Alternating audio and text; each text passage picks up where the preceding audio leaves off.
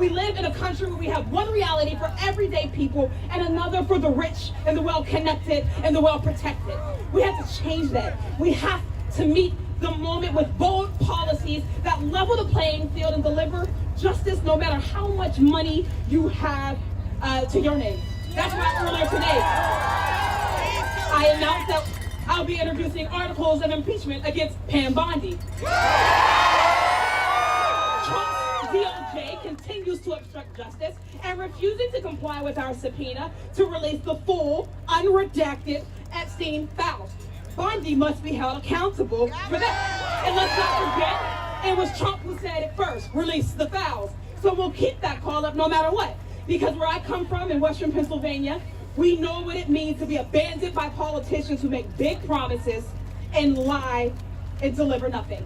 We know what it's like when the factories close, when the hospitals cut services, when the schools can't afford to teach, when the corporations are given permission to poison our water, our air, and our communities without consequences. And we know that no matter what language you speak, what zip code you live in, we all feel that pain, and we are all being squeezed by the same rigged system. So when Trump points the fingers at immigrants, our trans kids, our protesters, our journalists, understand what he's doing. He's trying to make sure we never point the finger where it belongs, at the billionaires and the corporations looting our economy, robbing our people, and buying our democracy right from under us. But here's the truth that they're afraid of. Working people are waking up. Across this country, folks are organizing. Labor and their money, they're refusing to be silent in the face of authoritarianism. But we know fear is their weapon, but solidarity is our power.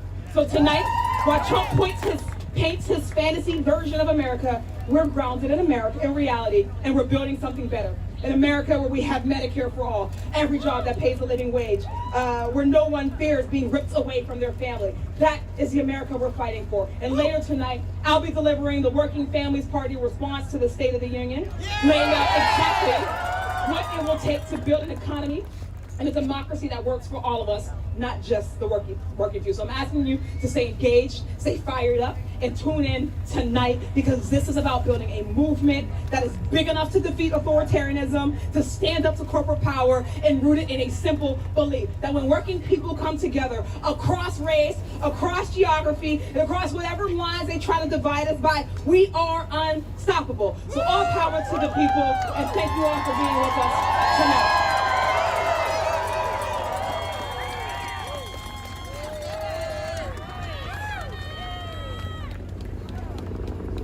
Hell yeah, that's how we do it. Coming up next, a man who doesn't suffer fools from the great state of Arizona. We've got Senator Ruben Gallego. He's going to be talking about a man by the name of Steve Gomez. Steve is a father of 3 from Gilbert, Arizona, and for the last 5 years, Steve and his family have relied on the Affordable Care Act marketplace for their insurance. But let me be clear.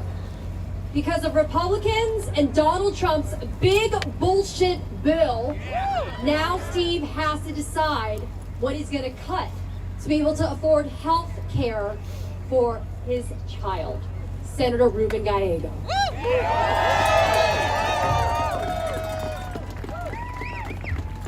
Listen, you know how important this is? I'm from Arizona. This is cold. But let's be clear what's happening there. They want to call that the State of the Union. It is the state of denial. Because what's going to happen under that Capitol is a bunch of lies. Lies that Donald Trump, the Republicans, are going to tell us about how great this country is doing right now. But what is true, what is happening right now is that Donald Trump, the Republicans, have made this country sicker, poorer, and less secure. Sicker, poorer, and less secure. How did it start? As soon as they got in there, what did they do? They went and they cut Medicaid and they cut food stamps. Millions of Americans right now are without health care. The poorest of our country are trying to figure out how to make ends meet and how to pay for that grocery bill because they needed an extra $1 billion for their billionaire friends. And when they had whatever money they had left over, then they used it to hire the most amount of ICE agents, to have the massive amount of deportations we have now that are also targeting U.S. citizens, racial profiling Americans, arresting Latino veterans and telling them you are not part of this country and make them prove that they're Americans when nobody asked to prove our citizenship when they were sending us to war for this country. Sicker, poorer, and more secure. Less secure. Let me tell you what else. Every day, every American is trying to figure out how to buy food, how to pay rent, how to pay that mortgage, how to get a car, and this president has done nothing to help that. $1,000 per average every American has to pay for his tax increases. And now, the corporations are gonna get all their money back. Is every American gonna get a refund for the $1,000 mistake that this president did? No. Not only that, he's gonna double down. He's gonna say, screw you, Supreme Court. I want to do 15% tax, and guess what? All of you Americans are gonna pay for it. And now we have to figure out again, how are we going to pay for our rent? How are we going to pay for electricity? How are we going to actually pay for everyday food? We are poorer because of Donald Trump and the Republicans. Yep. Now let's talk about security. Let's talk about security. In 2 weeks, 2 Americans were gunned down by federal mass agents. In front of our eyes, in front of your eyes. And then they try to lie to you. You saw it with your own eyes. 2 Americans expressing the First Amendment rights, and they said to you that they deserve to die. 2 Americans. 2,000 federal agents, mass federal agents, suppressing citizens in Minnesota, acting as if they're a military occupation. You do not military occupy anything in any part of this country. Those are U.S. citizens. They deserve the right to free speech. They deserve the right to say there's something wrong in my community, and they deserve the right to protect themselves and say, I will not stand for this. I will revoke my First Amendment rights and get out of my city. No matter what they say, they are going to lie to you. And I'm not saying this just because I'm just another politician. I'm telling you because I have heard it. We talked about Steve Gomez. Steve Gomez wanted to do everything he could not to have to accept subsidies for his kids. He wants to provide. He wants to continue to have his personal business. He wants to be a responsible citizen. Now he has to make that decision. He has to make a decision right now. Will I continue to pay for this very expensive health care, or will I gamble? Will I pay for my health care, or will I pay the mortgage? That decision was forced upon him by an uncaring Republican administration, by an uncaring Trump, who only wants to find more and more money to give more and more tax cuts to the richest of the country that do not need it right now. They're making us sicker, poorer, and less secure. Let's change that, America. We are better than what is under that Capitol right now. We can make this country, again, the best country in the world, where everyone is richer, where everyone is more secure, and we are proud of everyday work that we can say that America is getting better, will be better, and will one day be the best. Thank you so much. Stay in the fight.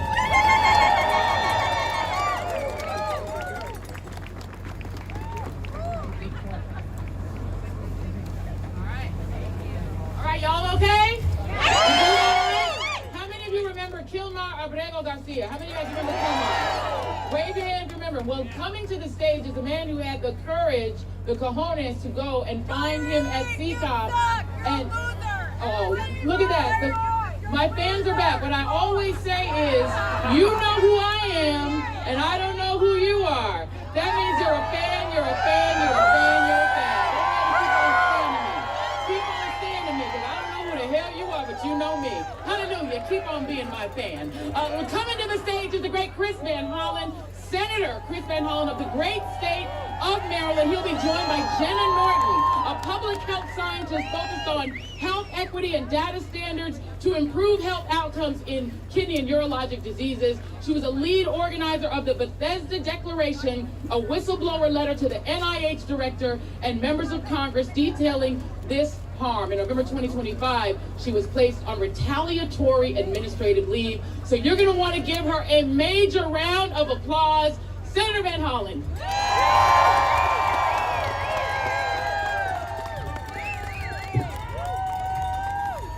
Hello, American patriots all.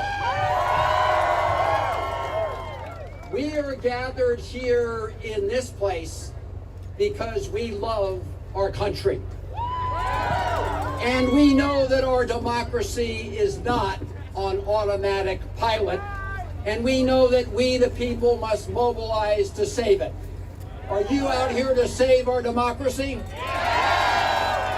And you're going to hear from a moment from my guest, who is a research scientist at NIH, who was able to stand up and speak truth to power, and you're going to hear her tonight tell that story. Thank you for being here, Dr. Norton. Now, we know the state of our union. We know it is under attack from a lawless president who is shredding our Constitution and who is attacking our democracy. A president whose private ICE army executes Americans and then calls the victims domestic terrorists. That is what Donald Trump and his administration said. We are here because we know our country is being robbed by the most corrupt president in American history, who's exploiting the Oval Office to enrich himself, his families, and his billionaire buddies. A president who continues to hide portions of the Epstein files from both the survivors and the American people. When are they going to release the files? A president who wants to erase our history. Are we going to let him erase America's history? No! A president who promised that on day one he would bring down the costs. But instead, ever since he was sworn in, we've seen prices and costs go up on the American people, even as he refuses to extend tax cuts, tax credits that help people afford their health care. We have a president who seeks not to build a more perfect union, but one who wants to tear it down. And a president who said he would stop wars, but instead is responsible for war crimes, and as we speak, is threatening more wars. We need to stop him. We are gathered here because we know that we cannot pretend that any of this is normal, and that we will not and must not pretend that this is business as usual. We must get in the way of Donald Trump's march toward fascism. We cannot take our country down that road. And what Donald Trump wants to do is what we know all bullies do, all dictators do. He wants to intimidate all of us. He wants us to sit obediently and quietly while he lies and lies and lies to the American people. In other words, he wants us to shut up and sit down. So I have a question for all of you patriots. Are you going to shut up? No! Hell no! Are you going to sit down? No! Hell no! We're not going to stand down. We're going to stand up just like the people in Minneapolis who have taken to the streets, who are blowing the whistle to protect their neighbors and to protect our Constitution, and who are getting in the way of the president's efforts to tear down our country. Now look, we know Donald Trump is unpopular, and we know he knows he's unpopular. So tonight, right up that hill in the United States Capitol, he's going to pretend that he really wants to help working Americans.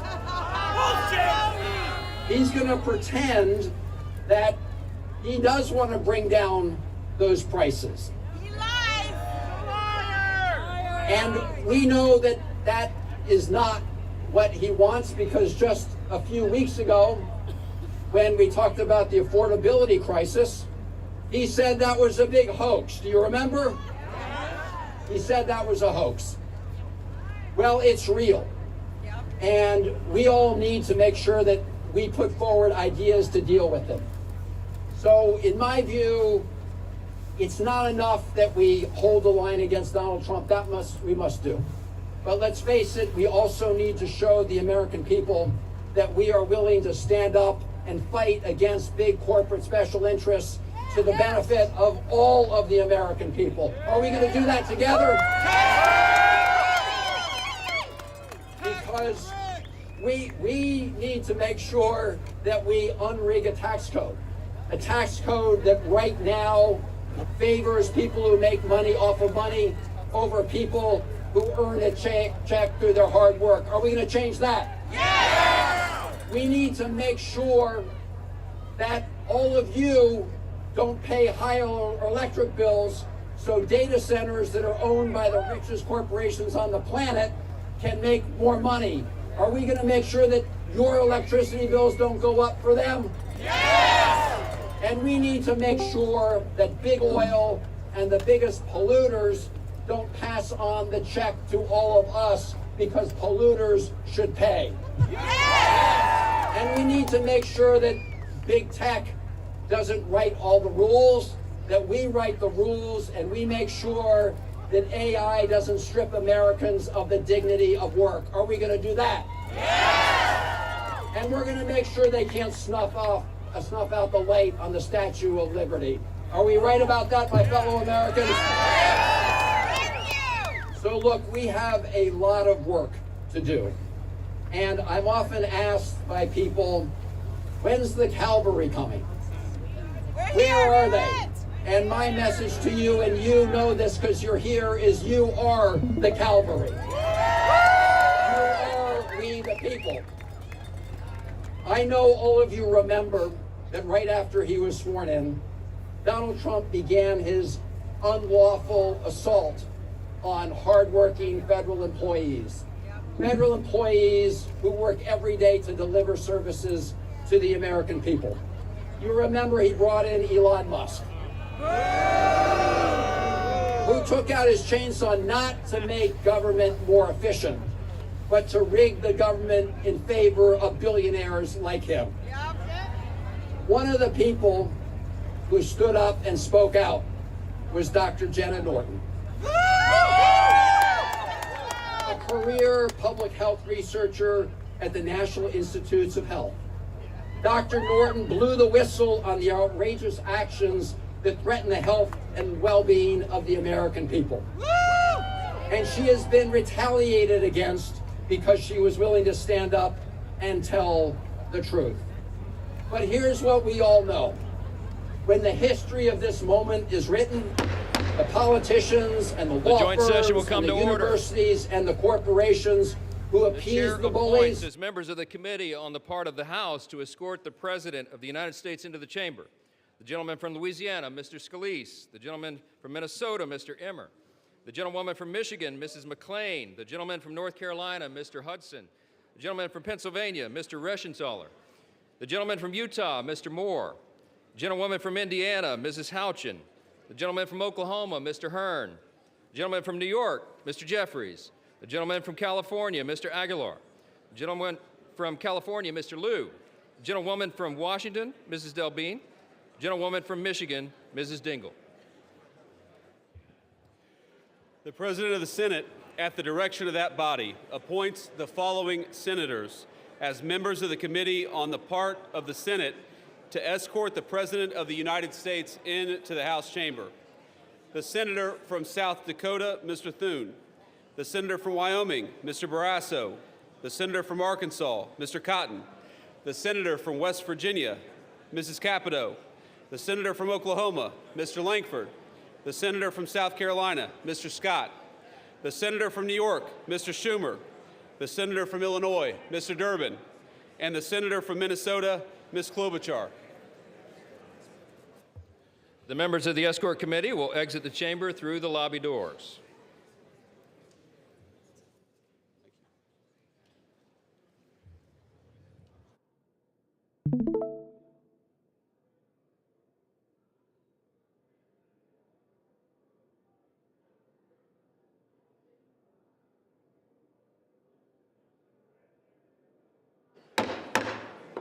Mr. Speaker, the Acting Dean of the Diplomatic Corps.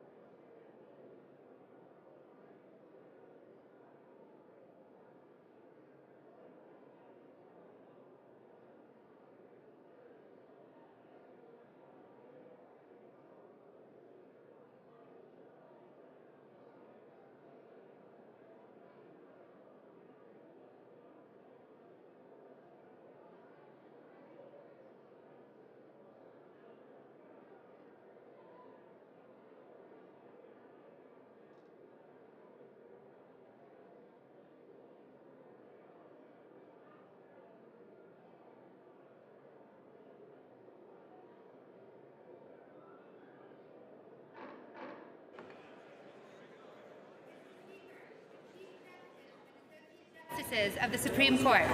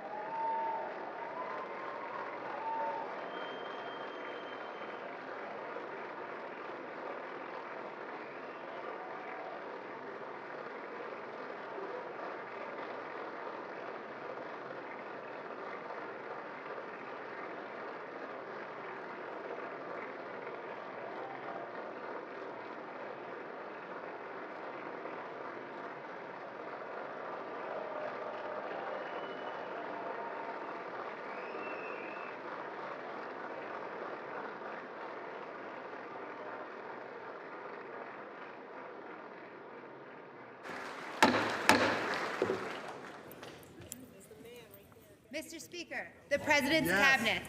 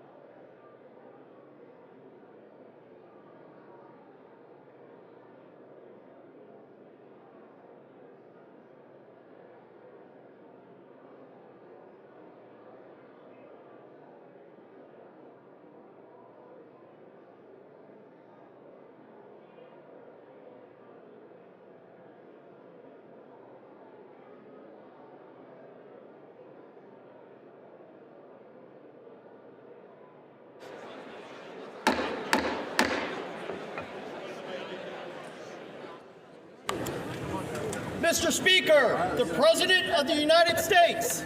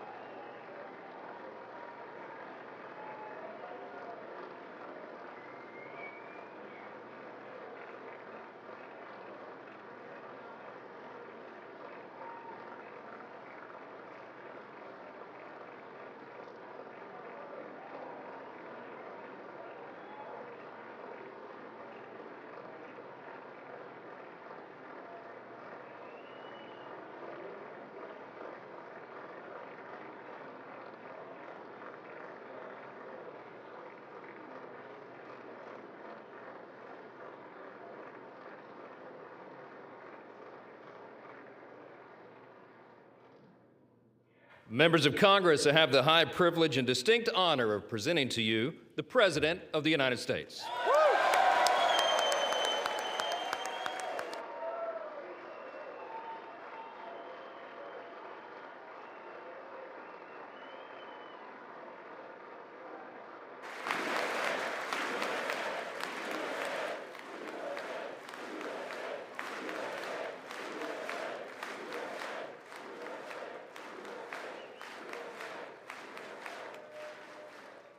Well, thank you very much, everybody. It's really an honor. Speaker Johnson, Vice President Vance, First Lady of the United States.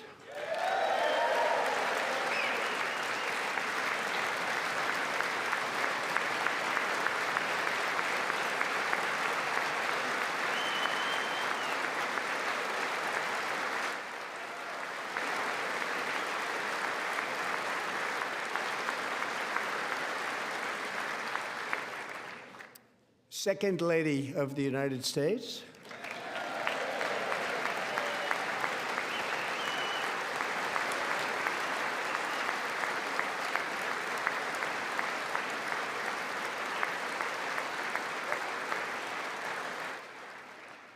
Members of Congress and my fellow Americans, our nation is back, bigger, better, richer, and stronger than ever before.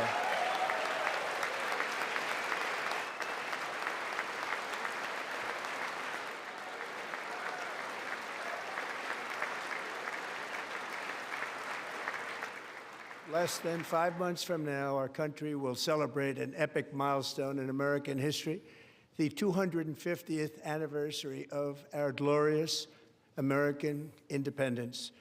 This July 4th, we will mark 2.5 centuries of liberty and triumph, progress and freedom in the most incredible and exceptional nation ever to exist on the face of the earth. And you've seen nothing yet. We're going to do better and better and better. This is the golden age of America.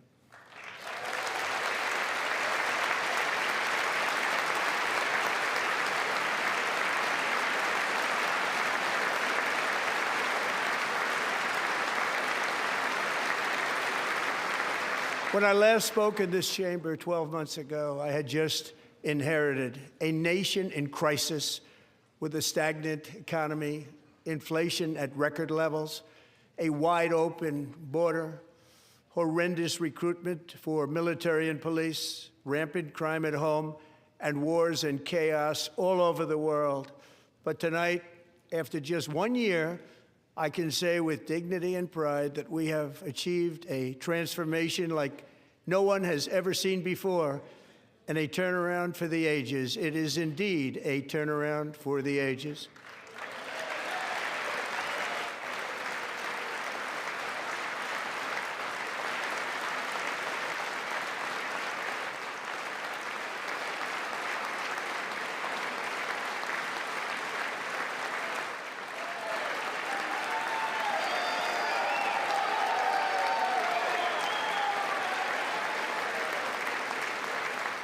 And we will never go back to where we were just a very short time ago. We're not going back. Today, our border is secure.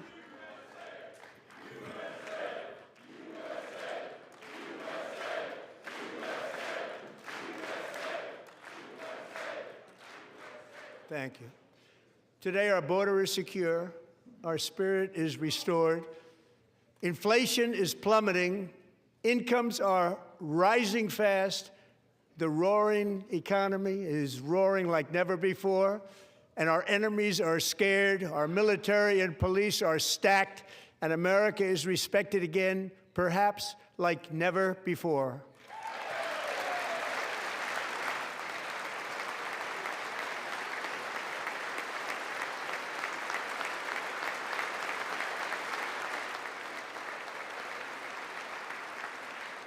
After 4 years in which millions and millions of illegal aliens poured across our borders, totally unvetted and unchecked, we now have the strongest and most secure border in American history by far.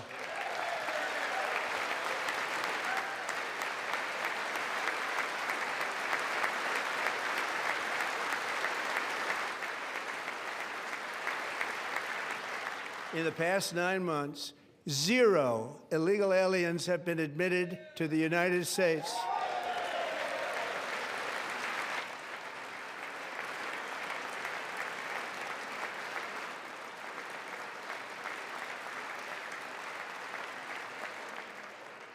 But we will always allow people to come in legally, people that will love our country and will work hard to maintain our country.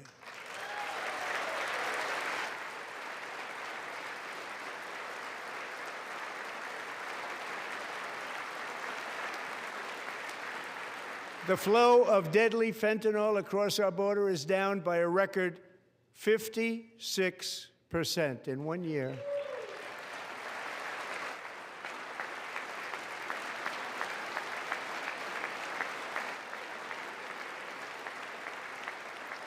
And last year, the murder rate saw its single largest decline in recorded history. This is the biggest decline, think of it, in recorded history, the lowest number in over 125 years, year 1900. In fact, substantially before my wonderful father, I had a wonderful father, Fred, before he was born, substantially before he was born. That's a long time ago. He wouldn't like me to say that, but that's a long time ago. The Biden administration and its allies in Congress gave us the worst inflation in the history of our country. But in 12 months, my administration has driven core inflation down to the lowest level in more than 5 years. And in the last 3 months of 2025, it was down to 1.7%.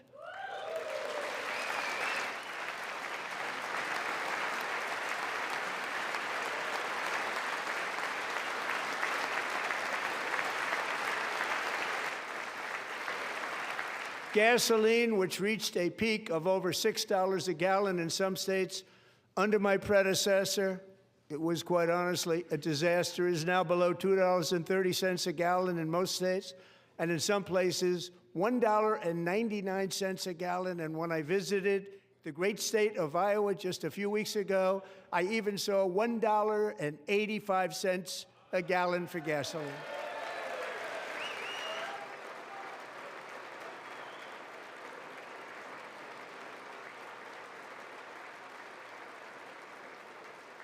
Mortgage rates are the lowest in 4 years and falling fast, and the annual cost of a typical new mortgage is down almost $5,000 just since I took office. 1 year.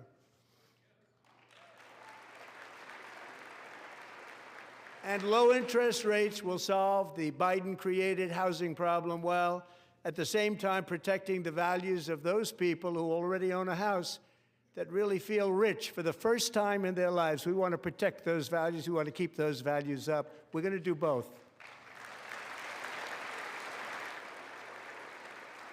And we are going to keep it that way. The stock market has set 53 all-time record highs since the election. Think of that, 1 year. Boosting pensions, 401ks, and retirement accounts for the millions and millions of Americans. They're all gaining. Everybody's up, way up. In 4 long years, the last administration got less than $1 trillion in new investment in the United States. And when I say less, substantially less. In 12 months, I secured commitments for more than $18 trillion pouring in from all over the globe.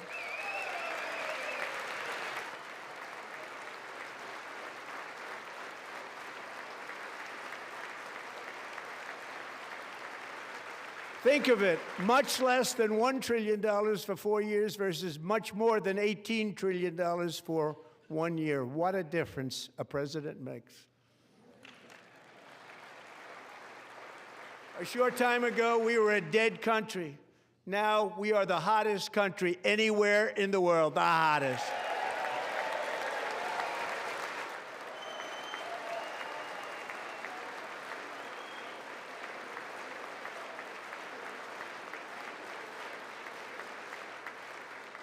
As thousands of new businesses are forming and factories, plants, and laboratories are being built, we have added 70,000 new construction jobs in just a very short period of time. It's getting bigger and bigger and stronger.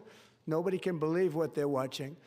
American oil production is up by more than 600,000 barrels a day, and we just received from our new friend and partner, Venezuela, more than 80 million barrels of oil.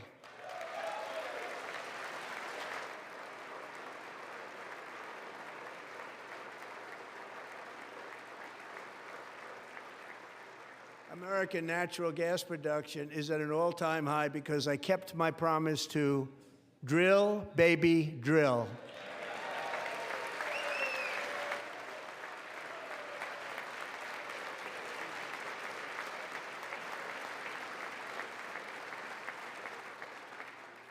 More Americans are working today than at any time in the history of our country. Think about that. Any time in the history of our country, more working today. And 100% of all jobs created under my administration have been in the private sector.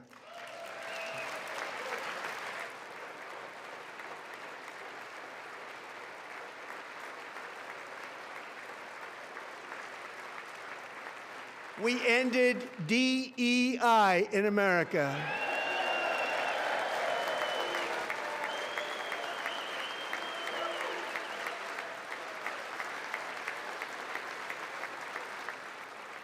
We cut a record number of job-killing regulations, and in 1 year, we have lifted 2.4 million Americans, a record, off of food stamps.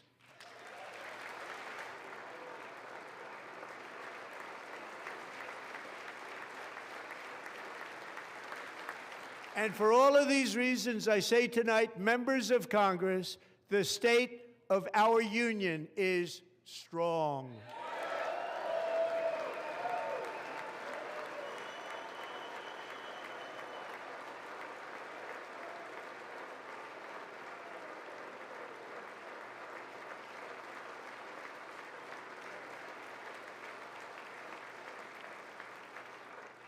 Our country is winning again. In fact, we're winning so much that we really don't know what to do about it. People are asking me, please, please, please, Mr. President, we're winning too much. We can't take it anymore. We're not used to winning in our country. Until you came along, we're just always losing, but now we're winning too much. And I say, no, no, no, you're going to win again. You're going to win big. You're going to win bigger than ever. And to prove that point, here with us tonight is a group of winners who just made the entire nation proud. The men's gold medal Olympic hockey team. Come on in.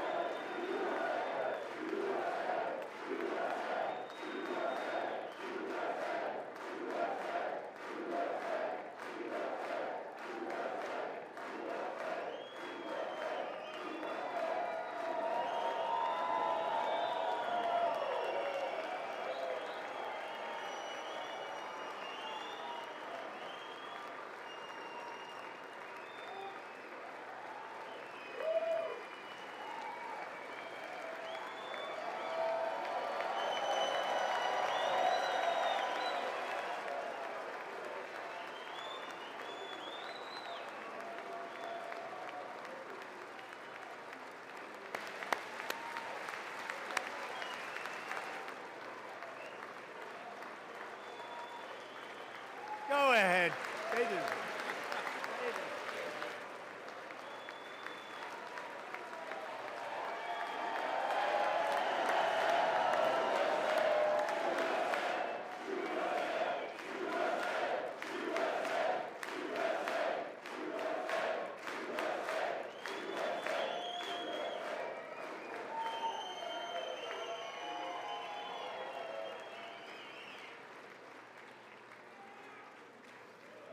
That's the first time I've ever seen them get up. And actually, not all of them did get up. But they beat a fantastic Canadian team in overtime, as everybody saw, as did the American women who will soon be coming to the White House.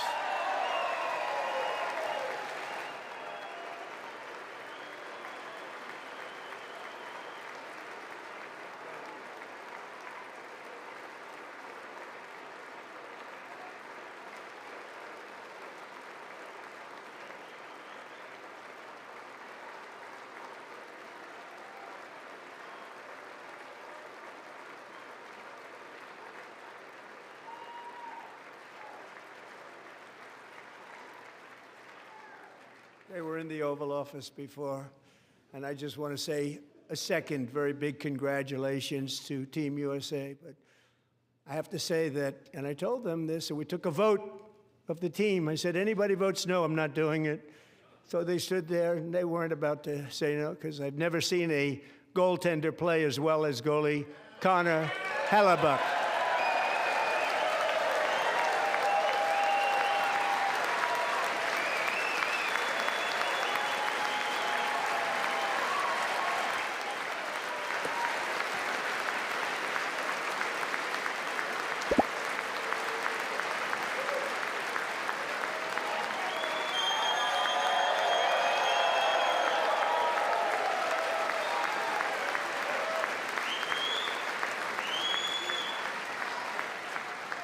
Think of it, 46 shots on goal, and I asked him, the one shot, the one where you put your stick in the back and it hit the neck of your stick and bounced off, do you practice that, or was that a little lucky?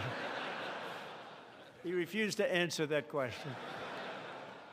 But I just want to tell you that the members of this great hockey squad will be very happy to hear, based on their vote and my vote, and in this case my vote was more important, that I will soon be presenting Connor with our highest civilian honor, which we will be given, and which has been given to many athletes over the years.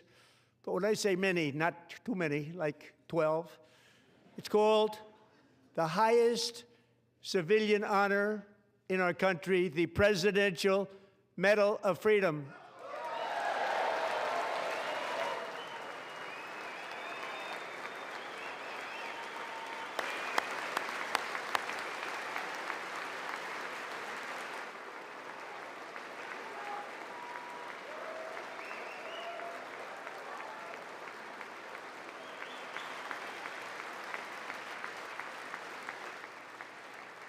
Great athletes have gotten that, very great, the best, and I thought he deserved it. And I did take a vote, every single one of them. I said, I'm not giving it if anybody goes no, and every single one of them rapidly put up their hand.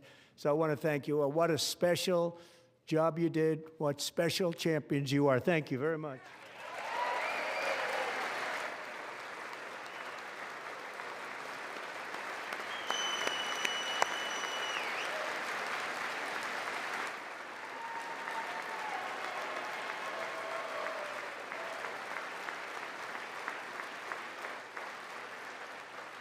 I'm also pleased to say that the next time the Olympic torch is lit, it will be here in America for the 2028 Olympics, and it's the summer version right in Los Angeles. We're going to do a good job in Los Angeles.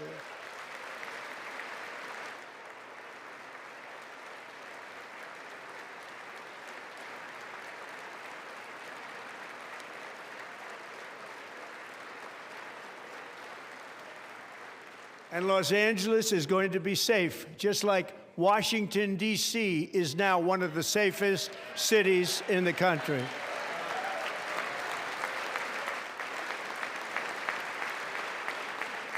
And this year, and I must say I got them both. I got them in my first term, and I was disappointed because I didn't think I'd be the president when this happened. But strange things took place. And now I've got them because I got the Olympics and I got the 2026 FIFA World Cup, and I wanted to claim the 250th, but I didn't get away with that one. I couldn't claim that one for myself. But we're getting the World Cup, so we have the World Cup and the Olympics coming, and that is exciting news.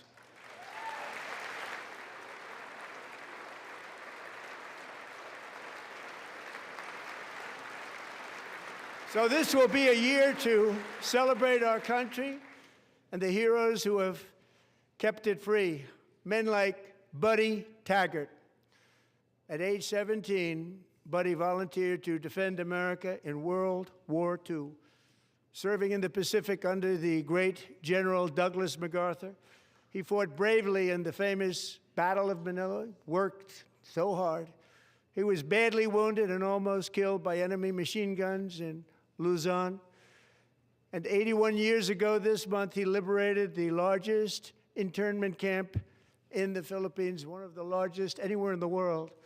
Buddy earned many honors, including a Purple Heart and a Bronze Star, came home, started a family, and tonight he is in the gallery looking forward to July 4th, 2026, his 100th birthday.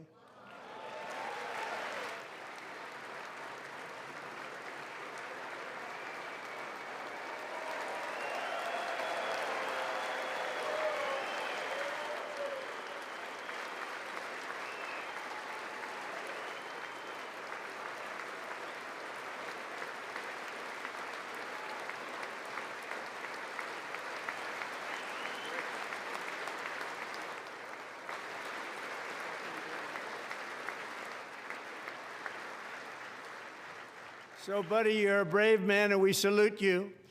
Even in times of challenge, setback, and immense heartache, the spirit of 1776 has always shone through very brightly. It was July 4th of last year when floodwaters tore through a girls' summer camp in Central Texas, one of the worst things I've ever seen. I was there, rising 26 feet in the matter of minutes, tragically claiming many, many lives. You all remember that one. As the waters threatened to sweep her away, 11-year-old Millie Kate McClelland closed her eyes and prayed to God. She thought she was going to die. Those prayers were answered when Coast Guard rescue swimmer Scott Ruskin descended from a helicopter above. Nobody knew where he came from. It was Scott's first ever rescue mission, a young guy, but very brave, very, very top, always top in his class. And he lifted not just Millie Kate, but 164 others to safety.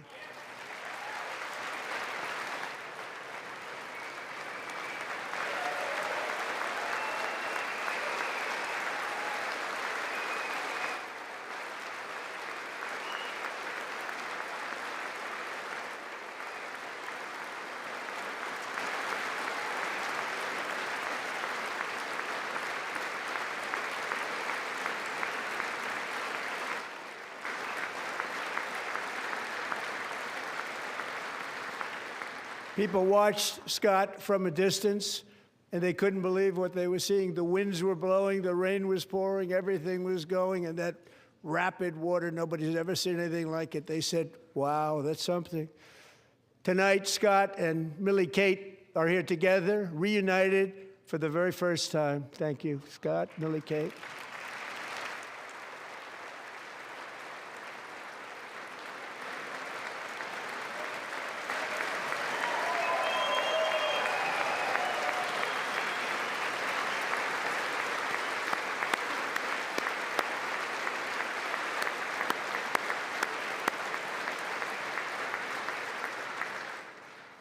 And Petty Officer Ruskin, I'm pleased to inform you that I am now awarding you the Legion of Merit for extraordinary heroism, which is what it was, extraordinary heroism. Thank you.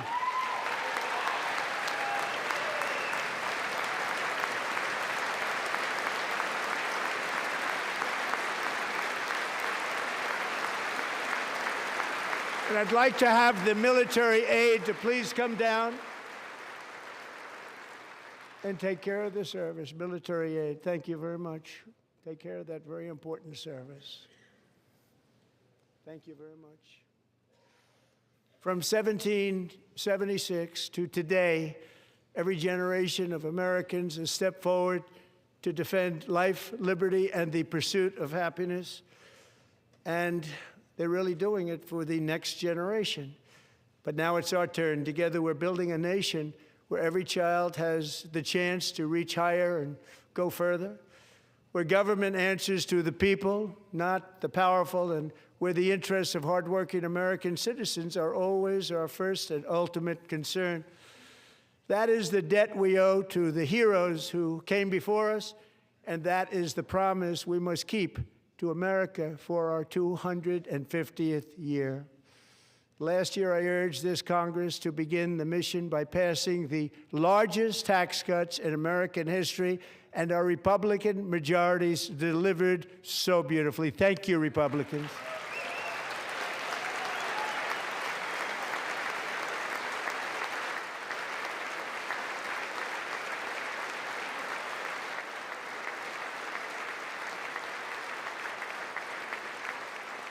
All Democrats, every single one of them, voted against these really important and very necessary massive tax cuts.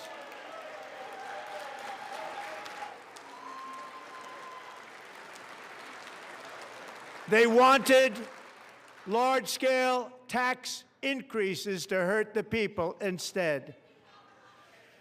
But we held strong, and with the great, big, beautiful bill, we gave you no tax on tips, no tax on overtime, and no tax on Social Security for our great seniors.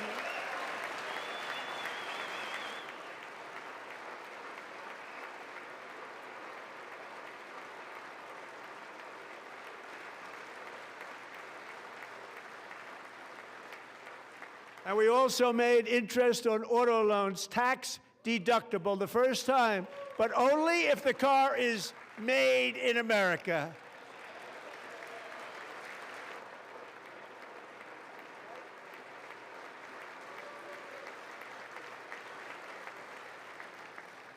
Recently in Pennsylvania, I met Megan Hemhauser, a devoted mom who's homeschools her children, beautiful, 2 children, during the day while waiting tables at night as her husband works overtime operating very heavy equipment.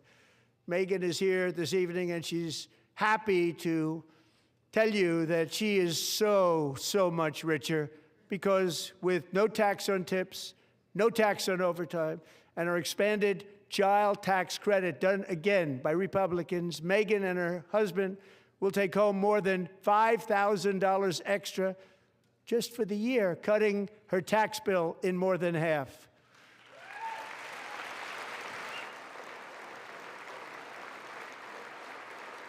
Megan, please stand up. We're fighting for you, Megan. Thank you, Megan. Thank you, Megan. We're fighting for you, Megan. Under our bill, parents like Megan can also activate their children's brand new Trump accounts. And I didn't name it. I did not name it. I did not name that.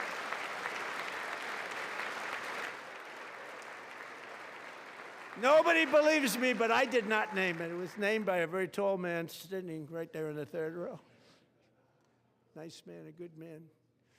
Tax-free investment accounts for every American child. This is something that's so special and has taken off and gone through the roof. Millions will be pre-funded courtesy of the U.S. Treasury and private individuals like Michael and Susan Dell, who have donated $6.25 billion to fund the Trump accounts for 25 million American children. They're great people.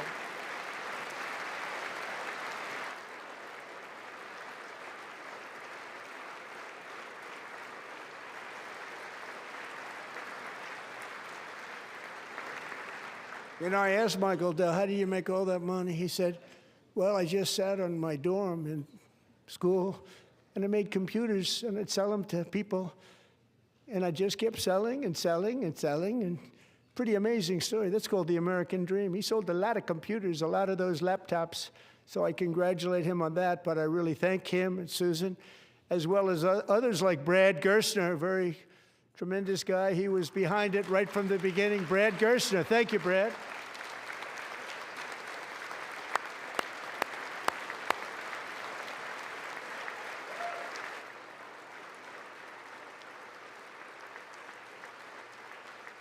So with modest additional contributions, these young people's accounts could grow to over $100,000 or more by the time they turn 18. Think of it. How much money is that for somebody that started with nothing? Over 100,000, could be much more than that. To make this investment in our children's future, go to trumpaccounts.gov, trumpaccounts.gov. And a lot of people are doing it. It's setting every record in the book. It's popular. They knew what it was going to take. I'm so proud of them. I'm so proud of the people that got it started. And now it's just taken off. One of the primary reasons for our country's stunning economic turnaround, the biggest in history, where the Dow Jones broke 50,000 4 years ahead of schedule, and the S&P hit 7,000, where it wasn't supposed to do it for many years, were tariffs. I used these tariffs, took in hundreds of billions of dollars to make great deals for our country, both economically and on a national security basis. Everything was working well. Countries that were ripping us off for decades are now paying us hundreds of billions of dollars. They were ripping us so badly, you all know that. Everybody knows it. Even the Democrats know it. They just don't want to say it. And yet these countries are now happy, and so are we. We made deals. The deals are all done. And they're happy. They're not making money like they used to, but we're making a lot of money. There was no inflation, tremendous growth, and the big story was how Donald Trump called the economy correctly, and 22 Nobel Prize winners in economics didn't. They got it totally wrong. They got it really wrong. And then just 4 days ago, an unfortunate ruling from the United States Supreme Court. It just came down. It came down. Very unfortunate ruling. But the good news is that almost all countries and corporations want to keep the deal that they already made, right, Scott?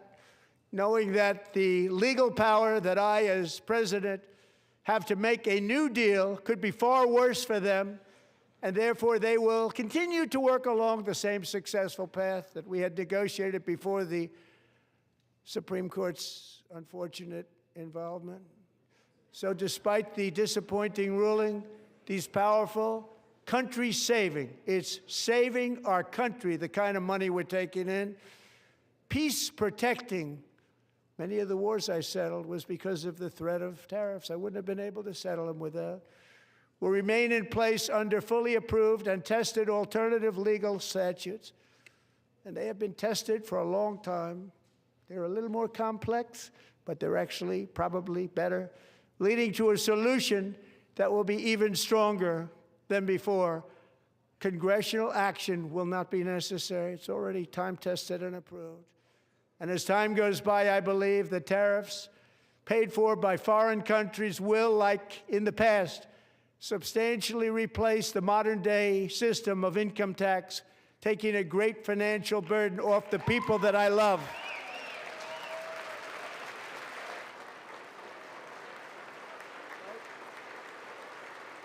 Right?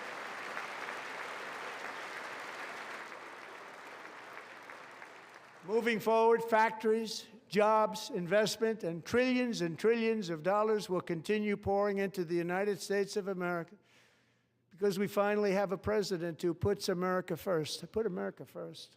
I love America.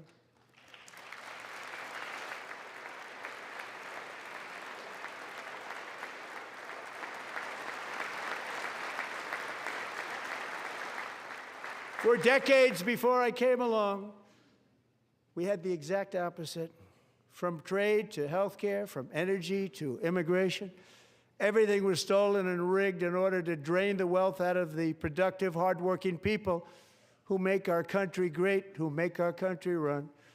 Under Biden and his corrupt partners in Congress and beyond, it reached a breaking point with the Green New Scam, open borders for everyone. They poured in by the millions and millions from prisons, from mental institutions. They were murderers, 11,888 murders. They came into our country. You allowed that to happen. And record-setting inflation that cost the typical family $34,000 in just a speck of time. Now the same people in this chamber who voted for those disasters suddenly used the word affordability, a word. They just used it.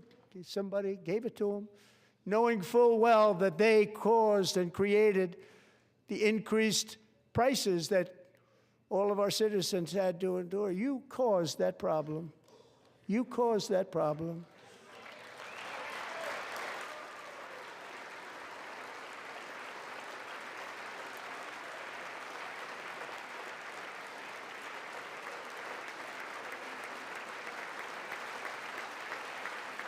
They knew their statements were a lie. They knew it. They knew their statements were a dirty, rotten lie. Their policies created the high prices Our policies are rapidly ending them. We are doing really well. Those prices are plummeting downward.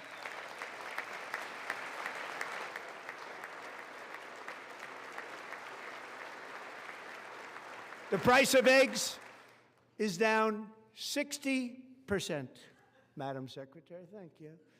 The cost of chicken, butter, fruit, hotels, automobiles, rent is lower today than when I took office by a lot. And even beef, which was very high, is starting to come down significantly. Just hold on a little while. We're getting it down. And soon you will see numbers that few people would think were possible to achieve just a short time ago. Nobody can believe when they see the kind of numbers, and especially energy, when they see energy going down to numbers like that, they cannot believe it. It's like another big tax cut. I'm also confronting one of the biggest ripoffs of our times, the crushing cost of health care caused by you. Since the passage of the Unaffordable Care Act, sometimes referred to as Obamacare, big insurance companies have gotten rich. It was meant for the insurance companies, not for the people. With our government giving them hundreds and hundreds of billions of dollars a year as their stock prices soared 1,000, 1,200, 1,400, and even 1,700%, like nothing else. That's why I introduced the great health care plan. I want to stop all payments to big insurance companies and instead give that money directly to the people so they can buy their own health care, which will be better health care at a much lower cost.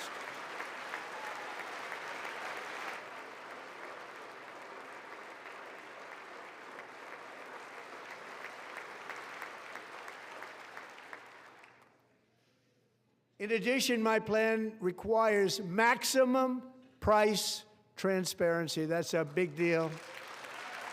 Sounds so simple, so big.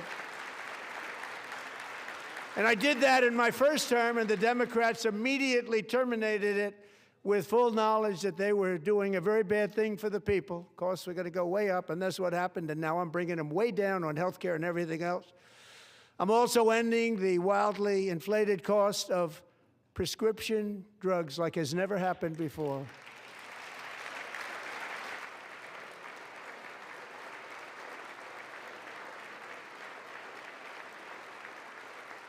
Other presidents tried to do it, but they never could. They tried. Most didn't try, actually. But they tried. They said they tried. They couldn't do it. They didn't even come close. They were all talk and no action, but I got it done. Under my just enacted most favored nation agreements, Americans who have for decades paid by far the highest prices of any nation anywhere in the world for prescription drugs will now pay the lowest price anywhere in the world for drugs. Anywhere, the lowest price.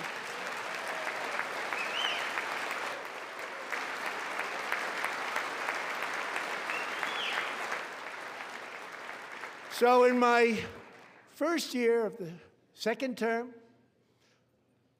should be my third term, but strange things happen. I took prescription drugs, a very big part of health care, from the highest price in the entire world to the lowest. That's a big achievement. The result is price differences of 300, 400, 500, 600% and more, all available right now at a new website called TrumpRx.gov. And I didn't name that one either, by the way.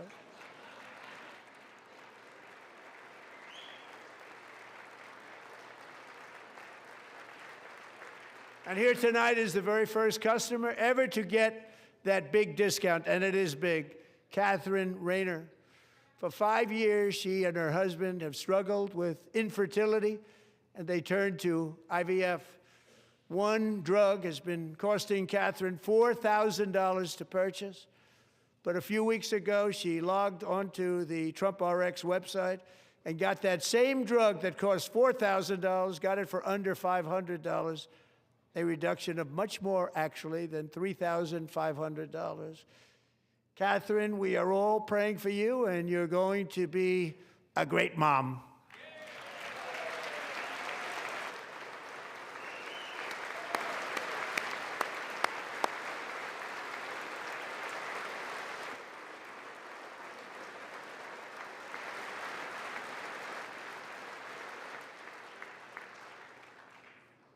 So now I'm calling on Congress to codify my most favored nation program into law. Now, the one thing, I'm not sure it matters because it's going to be very hard for somebody that comes along after me to say, let's raise drug prices by 700 or 800%. But John and Mike, if you don't mind, codify it anyway. They may do it. Codify it anyway. Thank you. Many Americans are also concerned that energy demand from AI data centers could unfairly drive up their electric utility bills. Tonight, I'm pleased to announce that I have negotiated the new Ratepayer Protection Pledge. You know what that is? We're telling the major tech companies that they have the obligation to provide for their own power needs. They can build their own power plants as part of their factory so that no one's prices will go up. And in many cases, prices of electricity will go down for the community and very substantially down. This is a unique strategy never used in this country before. We have an old grid. It could never handle the kind of numbers, the amount of electricity that's needed. So I'm telling them they can build their own plant. They're going to produce their own electricity. It will ensure the company's ability to get electricity while at the same time lowering prices of electricity for you, and could be very substantial for all of you cities and towns. You're going to see some good things happen over the next number of years. Another pillar of the American dream that has been under attack is home ownership. With us tonight is Rachel Wiggins, a mom of two from Houston. She placed bids on 20 homes and lost all of those bids to gigantic investment firms that bypassed inspection, paid all cash, and turned those houses into rentals, stealing away her American dream. She was devastated. Stories like this are why last month I signed executive order to ban large Wall Street investment firms from buying up in the thousands single-family homes.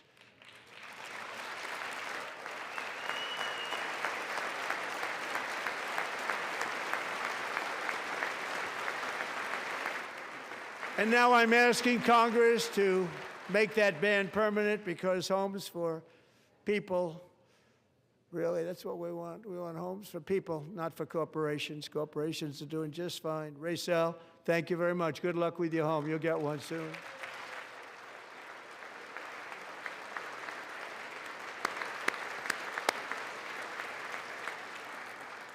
We're also working to make it easier for Americans to save for retirement.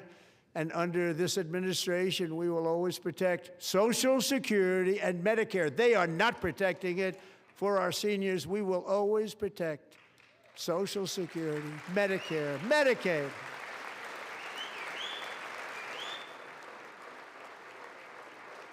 Since I took office, the typical 401k balance is up by at least $30,000. That's a lot of money. We have millions and millions of people, because the stock market has done so well, setting all those records. Your 401ks are way up. Yet half of all of working Americans still do not have access to a retirement plan with matching contributions from an employer. To remedy this gross disparity, I'm announcing that next year my administration will give these often forgotten American workers, great people, the people that built our country, access to the same type of retirement plan offered to every federal worker. We will match your contribution with up to $1,000 each year. As we ensure that all Americans can profit from a rising stock market, let's also ensure that members of Congress cannot corruptly profit from using insider information.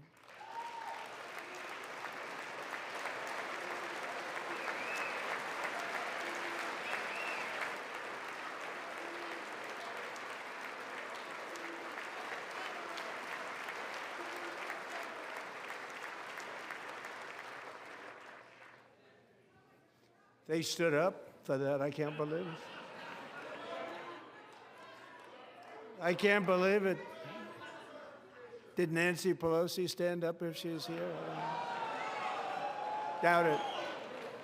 Pass the Stop Insider Trading Act without delay.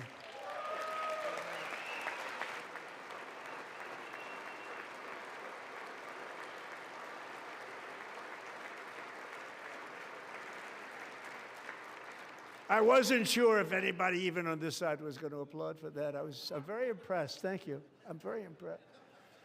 But when it comes to the corruption that is plundering, it's plundering America. There's been no more stunning example than Minnesota, where members of the Somali community have pillaged an estimated $19 billion from the American taxpayer. Oh, we have all the information. And in actuality, the number is much higher than that. And California, Massachusetts, Maine, and many other states are even worse. This is the kind of corruption that shreds the fabric of a nation, and we are working on it like you wouldn't believe. So tonight, although started 4 months ago, I am officially announcing the war on fraud to be led by our great Vice President, J.D. Vance.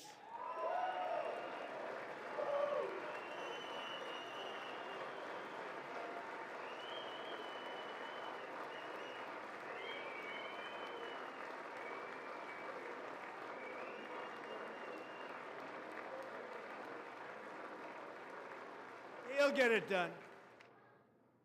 And we're able to find enough of that fraud.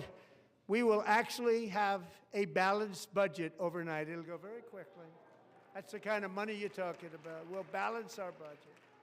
The Somali pirates who ransacked Minnesota remind us that there are large parts of the world where corruption and lawlessness are the norm, not the exception. Importing these cultures through unrestricted immigration and open borders brings those problems right here to the USA. And it is the American people who pay the price in higher medical bills, car insurance rates, rent, taxes, and perhaps most importantly, crime. We will take care of this problem. We're going to take care of this problem. We are not playing games. Delilah.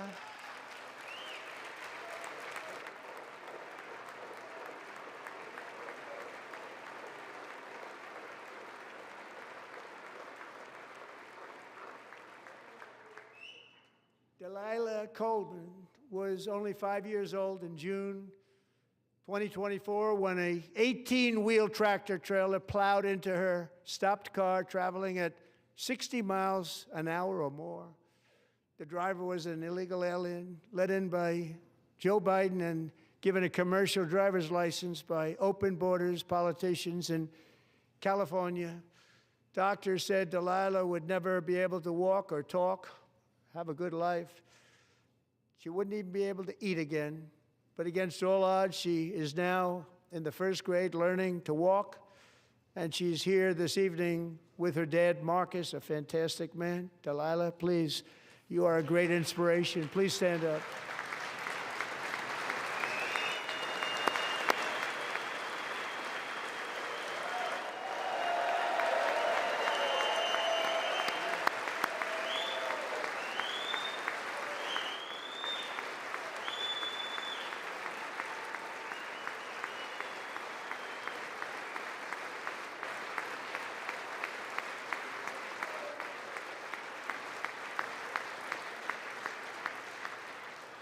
Thank you, Delilah. Many, if not most, illegal aliens do not speak English and cannot read even the most basic road signs as to direction, speed, danger, or location. That's why tonight I'm calling on Congress to pass what we will call the Delilah Law, barring any state from granting commercial driver's licenses to illegal aliens.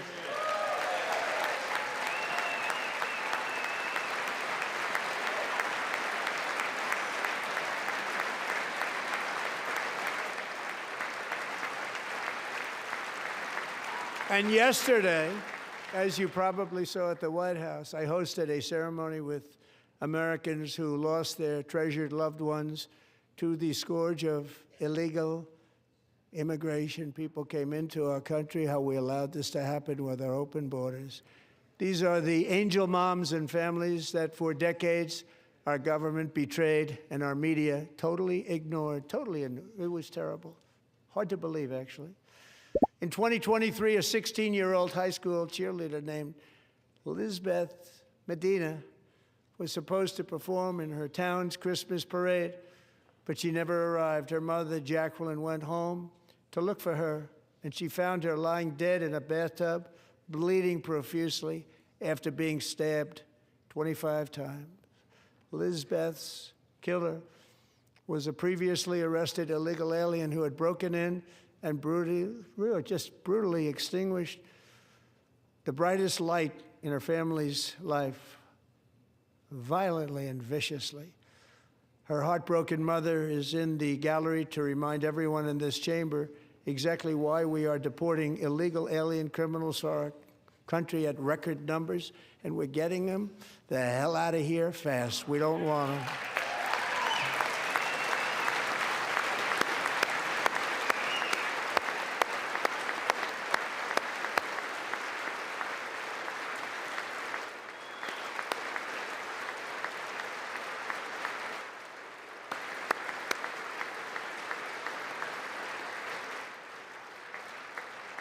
Thank you very much, Jacqueline. Thank you. We can never forget that many in this room not only allowed the border invasion to happen before I got involved, but indeed they would do it all over again if they ever had the chance. If they ever got elected, they would open up those borders to some of the worst criminals anywhere in the world. The only thing standing between Americans and a wide open border right now is President Donald J. Trump and our great Republican patriots in Congress. Thank you. Thank you.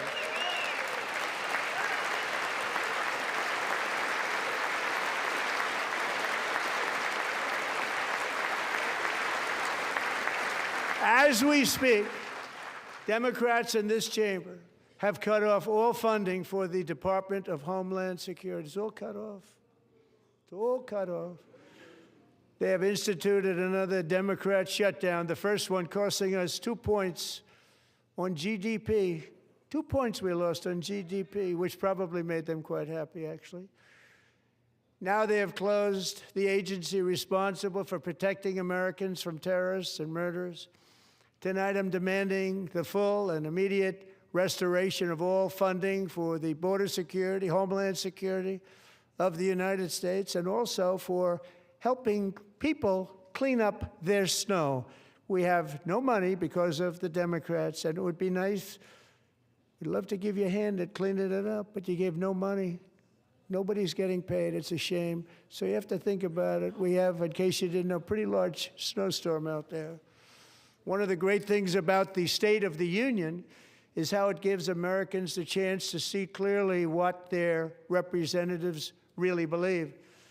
So tonight, I'm inviting every legislator to join with my administration in reaffirming a fundamental principle. If you agree with this statement, then stand up and show your support. The first duty of the American government is to protect American citizens, not illegal aliens.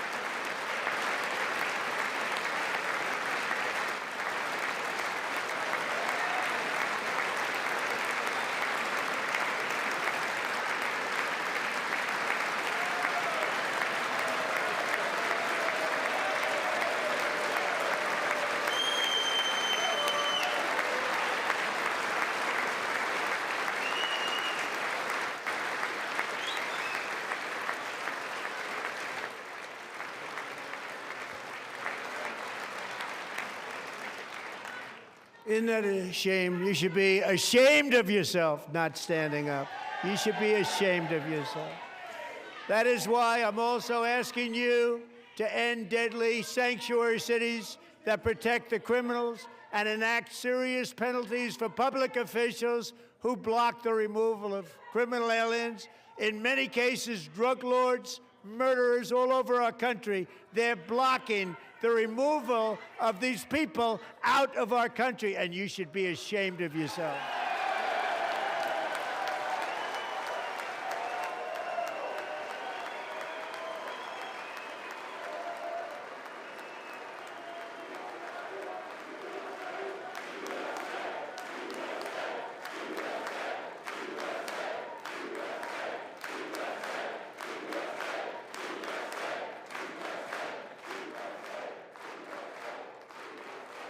And perhaps most importantly, I'm asking you to approve the Save America Act.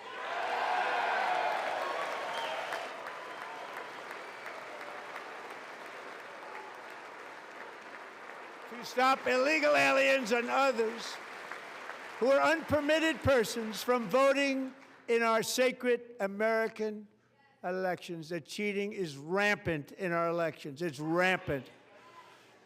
It's very simple. All voters must show voter ID.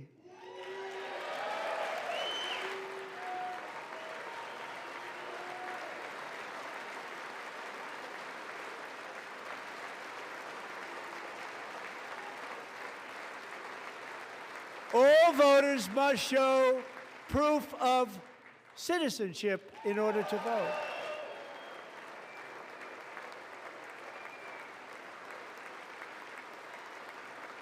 And no more crooked mail-in ballots except for illness, disability, military, or travel. None. And this should be an easy one. And by the way, it's polling at 89%, including Democrats, 89%.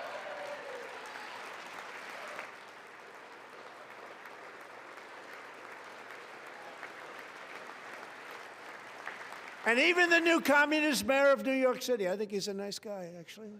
Speak to him a lot. Bad policy, but nice guy. Just said they want people to shovel snow. They got hit hard. Wants them to shovel snow, but if you apply for that job, you need to show 2 original forms of ID and a Social Security card. Yet they don't want identification for the greatest privilege of them all, voting in America. No, it's no good. No good. Both Republicans and Democrats overwhelmingly agree on the policy that we just enunciated. And Congress should unite and enact this common sense, country-saving legislation right now, and it should be before anything else happens.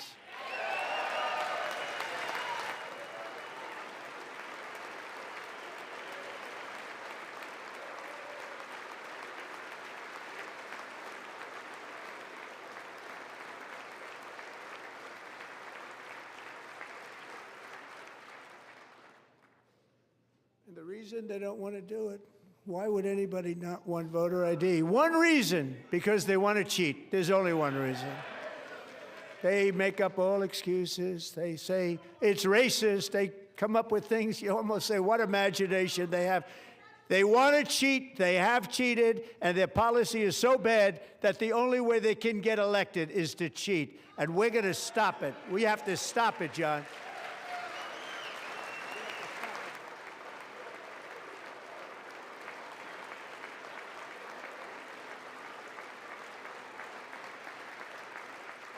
And here is one more opportunity to show common sense in government.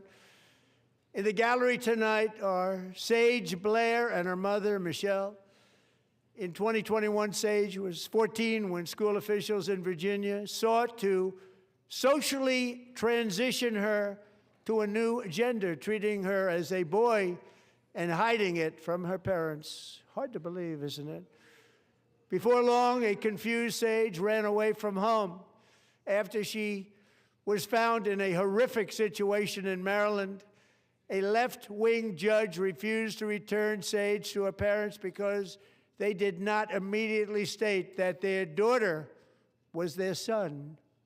Sage was thrown into an all-boys state home and suffered terribly for a long time. But today, all of that is behind them because Sage is a proud and wonderful young woman with a full-ride scholarship to Liberty University. Sage and Michelle, please stand up.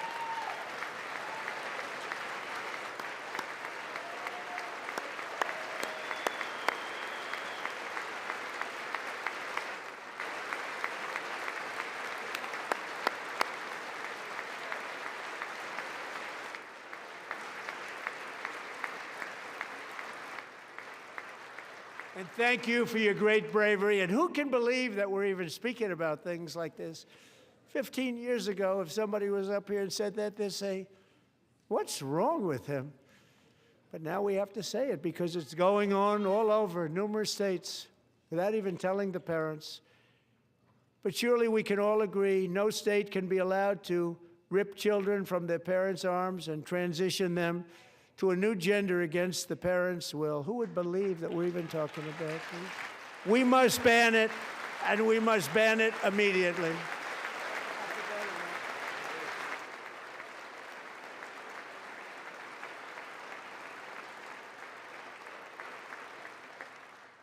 Look, nobody stands up. These people are crazy, I'm telling you. They're crazy.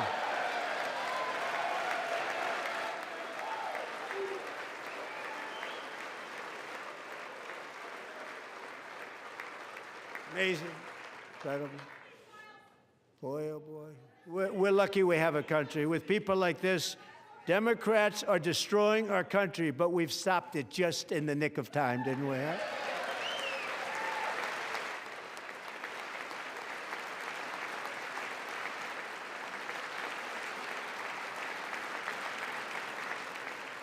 No one cares more about protecting America's youth than our wonderful First Lady, now a movie star. She's a movie star. Can you believe it?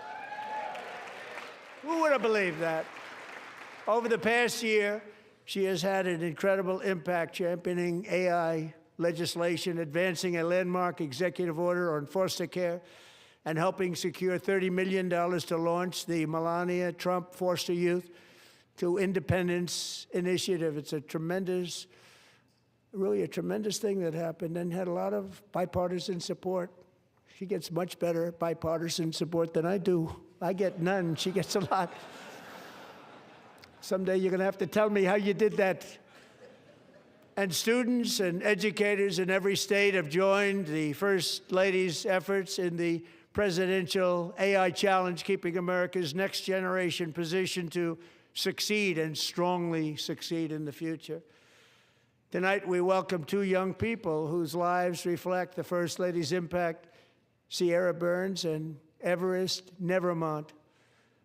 Thank you both, and Melania, thank you. I know how hard you worked on it. Thank you very much.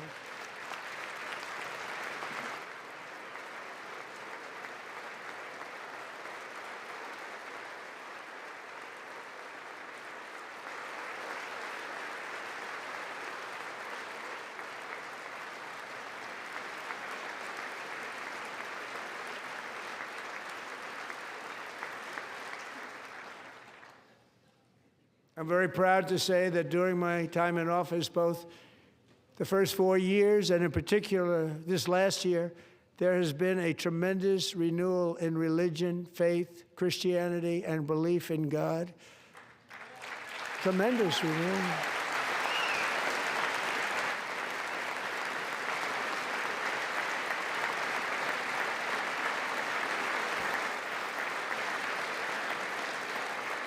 This is especially true among young people, and a big part of that had to do with my great friend, Charlie Kirk, a great guy, great man.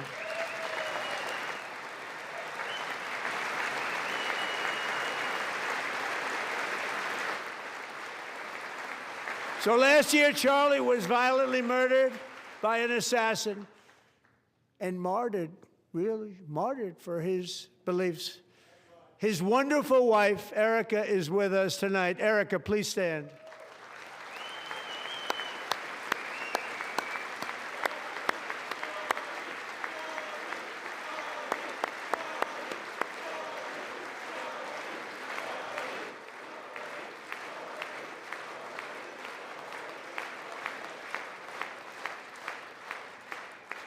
Thank you, Erica.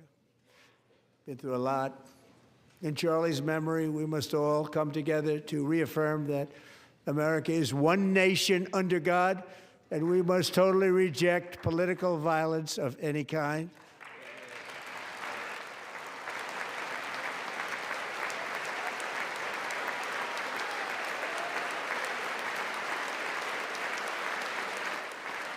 We love religion, and we love bringing it back, and it's coming back at levels that nobody actually thought possible. It's really a beautiful thing to see. Above all, unleashing America's promise requires keeping our communities safe. We have made incredible strides, yet dangerous repeat offenders continue to be released by pro-crime Democrat politicians again and again. We are honored to be joined tonight by a woman who's been through hell, Anya Zaretsky. In 2022, she and her beautiful daughter, so beautiful, what a beautiful young woman, Irina, fled war-torn Ukraine to live with relatives near Charlotte, North Carolina. And by the way, what's going on with Charlotte? Last summer, 23-year-old Irina was riding home on the train when a deranged monster who had been arrested over a dozen times and was released through no cash bail, stood up and viciously slashed a knife through her neck and body. No one will ever forget. There were people on that train. No one will ever forget the expression of terror on Irina's face as she looked up at her attacker in the last seconds of her life. She died instantly. She had escaped a brutal war only to be slain by a hardened criminal, set free to kill in America, came in through open borders. Mrs. Zaretsky, tonight I promise you we will ensure justice for your magnificent daughter, Irina.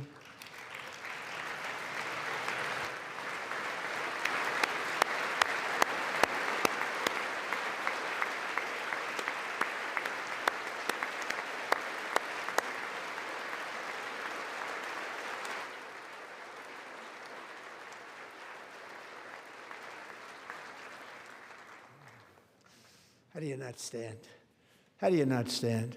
I'm asking this Congress to pass tough legislation to ensure that violent and dangerous repeat offenders are put behind bars, and importantly, that they stay there.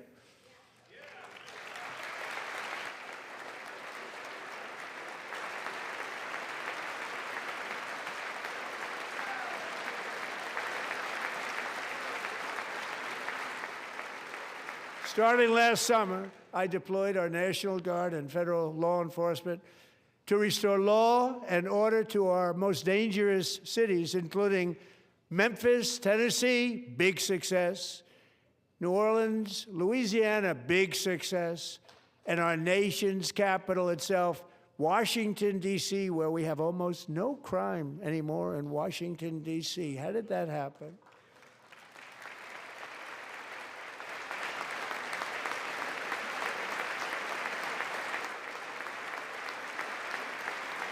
In fact, crime in Washington is now at the lowest level ever recorded, and murders in D.C. this January were down close to 100% from a year ago.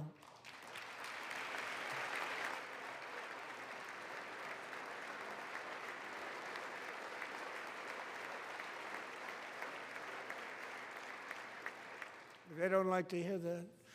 One of sick people, one of the brave service members who helped achieve this stunning turnaround was 20-year-old West Virginia Army National Guard Specialist Sarah Beckstrom.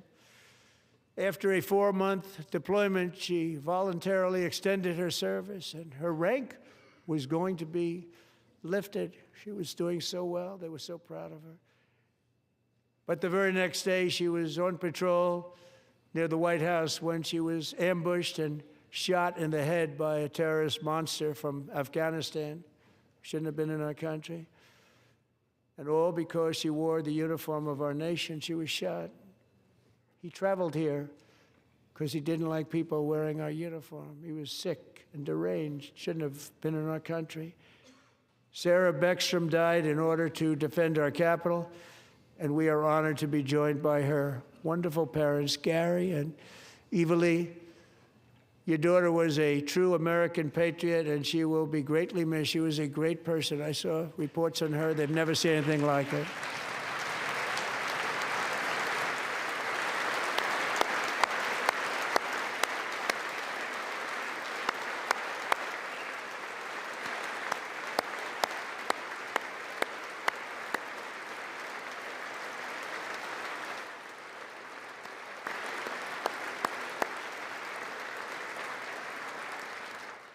So sorry. Thank you very much. She's a great young lady. I saw reports that were like, perfect. She was perfect. Serving alongside Sarah that day was Staff Sergeant Andrew Wolf. The terrorist shot Andrew in the head, and no one thought he could possibly make it. The two of them, Sarah and Andrew, both shot violently in the head. Neither was expected to make it. They weren't even given a chance, except his wonderful mother, named Melody, who I spoke to the same night, and she was so positive. The doctors thought that Andrew was gone, but his mother said, no, Mr. President, Andrew will be fine. He's going to make it. I've never seen anything like it. I mean, he was given almost no chance. She said, I have no doubt, sir, he's going to be okay. This was a conversation that I had with her that night, with her son laying helplessly in bed, blood all over. Everybody is praying, she said, sir, he will be okay. The doctors didn't understand what she was saying, and after looking at the results of the damage done, neither did I. She was so strong and conclusive that even Andrew's great father felt she didn't really understand the gravity of the situation. But she turned out to be right. Right, Melody? She turned out to be right.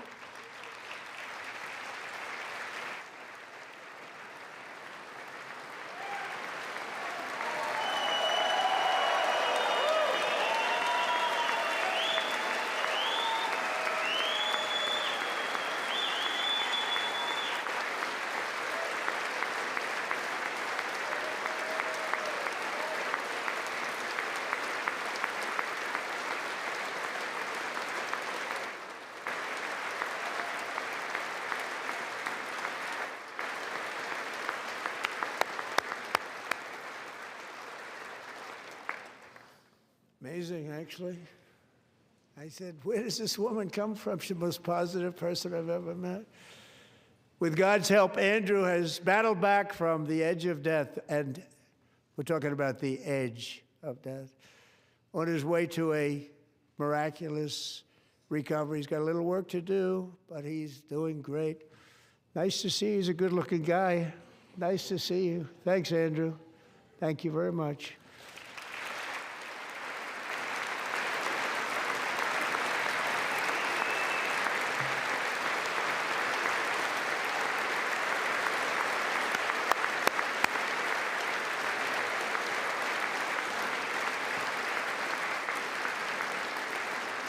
So, Andrew, while you're up, now I'm going to ask a highly respected General James Seward to present Staff Sergeant Andrew Wolf and the great family of Sarah Beckstrom with the award created by our late, great President George Washington himself. It's called the Purple Heart.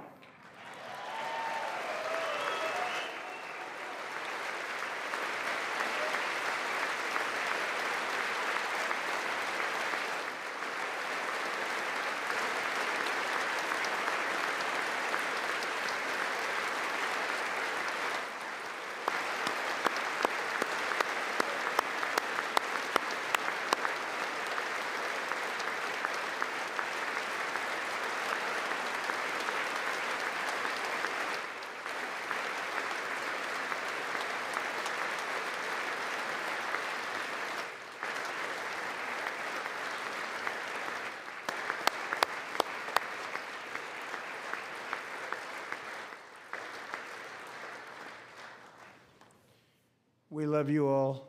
Love you. We're proudly restoring safety for Americans at home, and we are also restoring security for Americans abroad. Our country has never been stronger. In my first 10 months, I ended 8 wars, including Cambodia. Isn't it funny? Sick people. Cambodia and Thailand, Pakistan and India. Would have been a nuclear war. 35 million people said the Prime Minister of Pakistan would have died if it were not for my involvement. Kosovo and Serbia, Israel and Iran, Egypt and Ethiopia, Armenia and Azerbaijan, the Congo and Rwanda, and of course the war in Gaza, which proceeds at a very low level. It's just about there. And I want to thank Steve Witkoff and Jared Kushner for your help. Thank you, Steve. Thank you, Jared.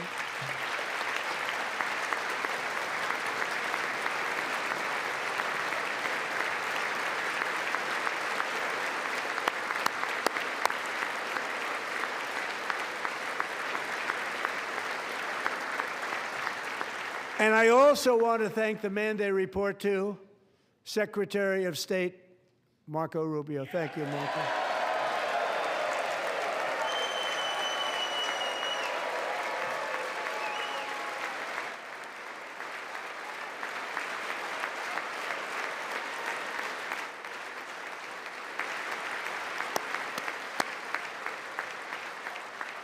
People like you. You know, Marco got 100% of the votes when he was in confirmation. I think our next one was about 54%. And some of the Democrats are now saying, I can't believe we approved that guy. And he said it's an honor that they feel that way, right, Marco? You have done a great job, great Secretary of State. I think he'll go down as the best ever.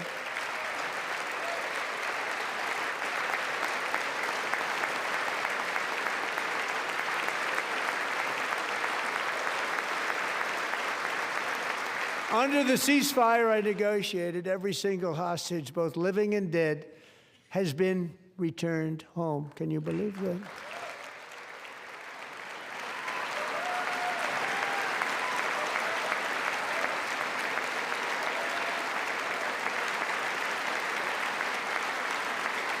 Nobody thought it was possible.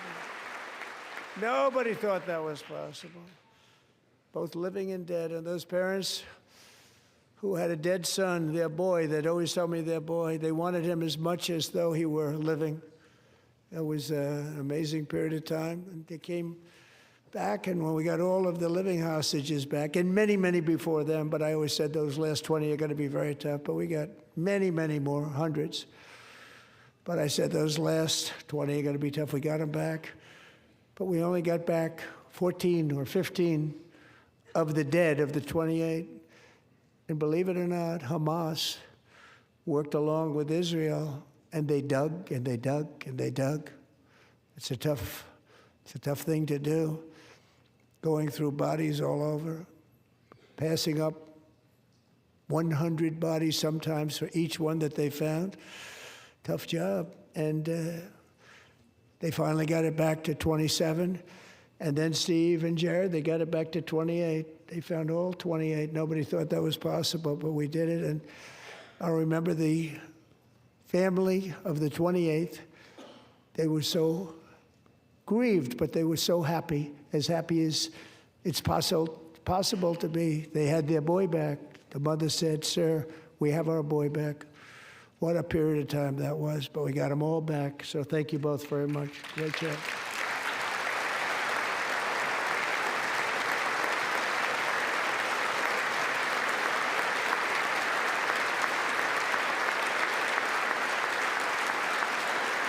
And we're working very hard to end the 9th war, the killing and slaughter between Russia and Ukraine, where 25,000 soldiers are dying each and every month. Think of that, 25,000 soldiers are dying a month.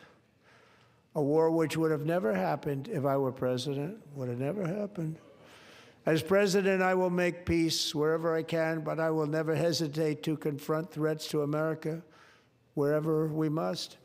That's why in a breakthrough operation last June, the United States military obliterated Iran's nuclear weapons program with an attack on Iranian soil known as Operation Midnight Hammer.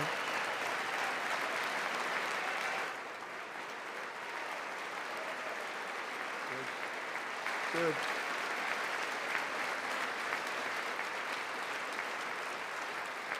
For decades, it had been the policy of the United States never to allow Iran to obtain a nuclear weapon.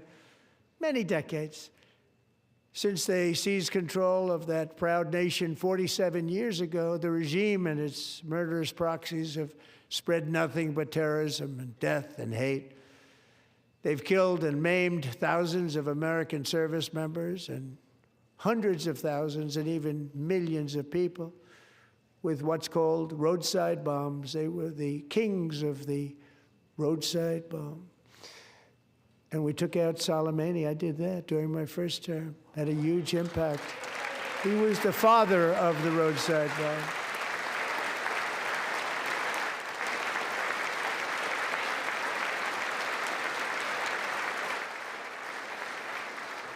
And just over the last couple of months with the protests, they've killed at least, it looks like, 32,000 protesters. 32,000 protesters in their own country. They shot them and hung them. We stopped them from hanging a lot of them with the threat of serious violence. But this is some terrible people. They've already developed missiles that can threaten Europe and our bases overseas, and they're working to build missiles that will soon reach the United States of America. After Midnight Hammer, they were warned to make no future attempts to rebuild their weapons program, and in particular, nuclear weapons. Yet they continue. They're starting it all over. We wiped it out, and they want to start all over again, and are at this moment again pursuing their sinister ambitions. We are in negotiations with them. They want to make a deal, but we haven't heard those secret words. We will never have a nuclear weapon. My preference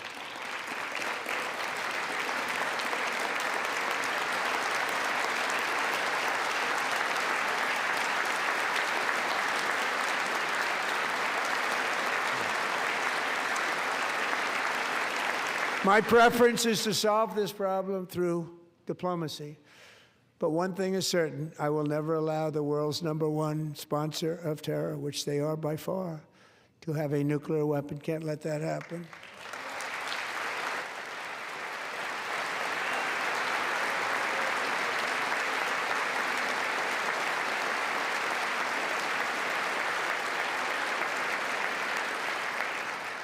And no nation should ever doubt America's resolve. We have the most powerful military on earth. I rebuilt the military in my first term. We're going to continue to do so.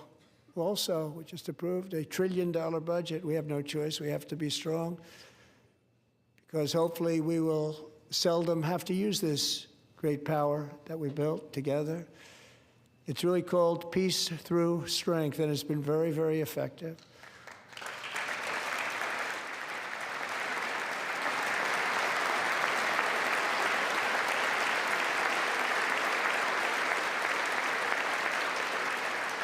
So thanks to Republicans in Congress, we're investing that record number of dollars, have no choice, in the United States Armed Forces.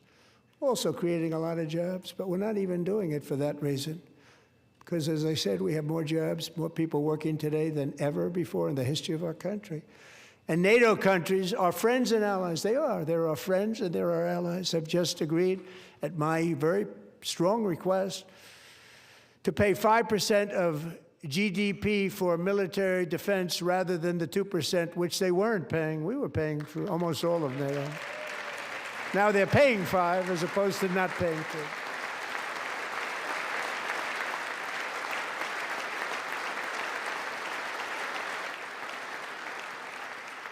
And getting that 5% was something which everyone said would never be done, could not happen. We got it really easily with one meeting.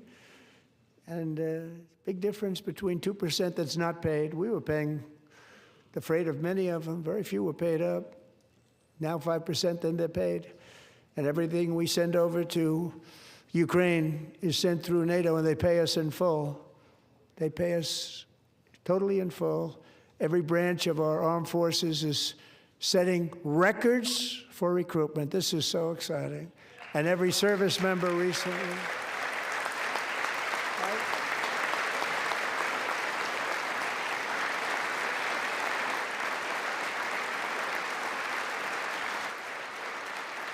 And every service member recently received a warrior dividend of $1,776.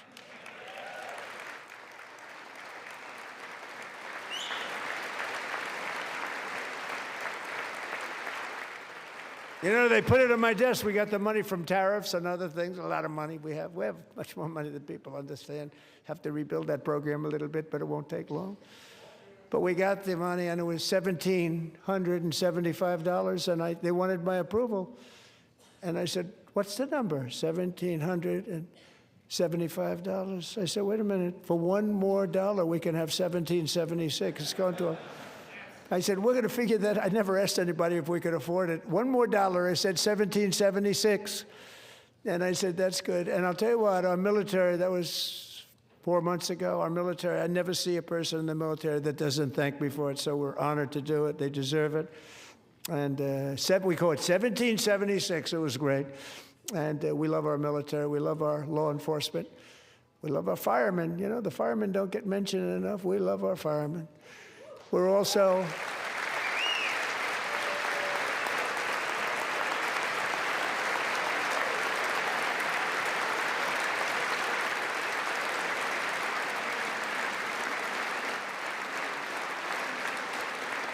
restoring American security and dominance in the Western Hemisphere, acting to secure our national interests and defend our country from violence, drugs, terrorism, and foreign interference. For years, large swaths of territory in our region, including large parts of Mexico, really large parts of Mexico, have been controlled by murderous drug cartels. That's why I designated these cartels as foreign terrorist organizations, and I declared illicit fentanyl as a weapon of mass destruction.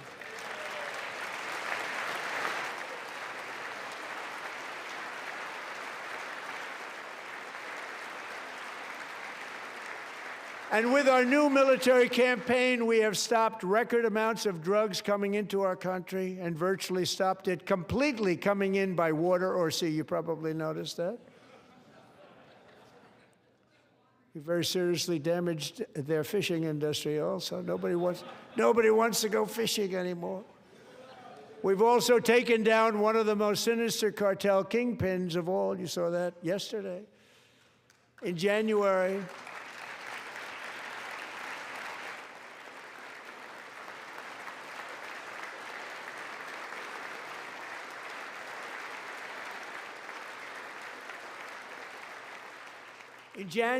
elite American warriors carried out one of the most complex, spectacular feats of military competence and power in world history. No one's seen anything like it. Foreign leaders, I won't tell you who, called me and they said, very impressive, very good. They couldn't believe, they all watched, they saw what happened. This is a different fighting force that we had years ago when we fought to tie. You know, it's a great fighting force. I'm so proud of it. Look at Space Force. Space Force is my baby, because we did that. My baby is becoming so important.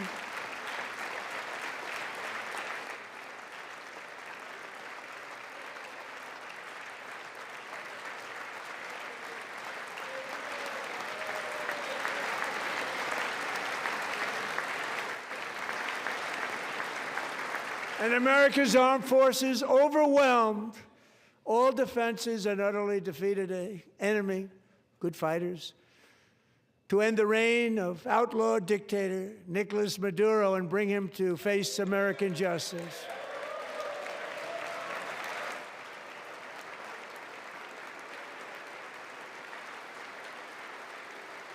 And this was an absolutely colossal victory for the security of the United States, and it also opens up a bright new beginning for the people of Venezuela. We're working closely with the new president of Venezuela, Delcy Rodriguez, to unleash extraordinary economic gains for both of our countries and to bring new hope to those who have suffered so terribly. They really did suffer. With us tonight is Alejandro Gonzalez. She grew up in a tight-knit Venezuelan family and was especially close to her beloved uncle Enrique. But after Enrique ran for office and opposed Maduro, he was kidnapped by Maduro's security forces and thrown into the regime's really infamous prison in Caracas. Alejandro feared she would never see her uncle again. She feared for her own life also. But since the raid, we have worked with the new leadership, and they have ordered the closure of that vile prison and released hundreds of political prisoners already, with more to come. Alejandro, I'm pleased to inform you that not only has your uncle been released, but he is here tonight. We brought him over to celebrate his freedom with you in person. Enrique, please come down.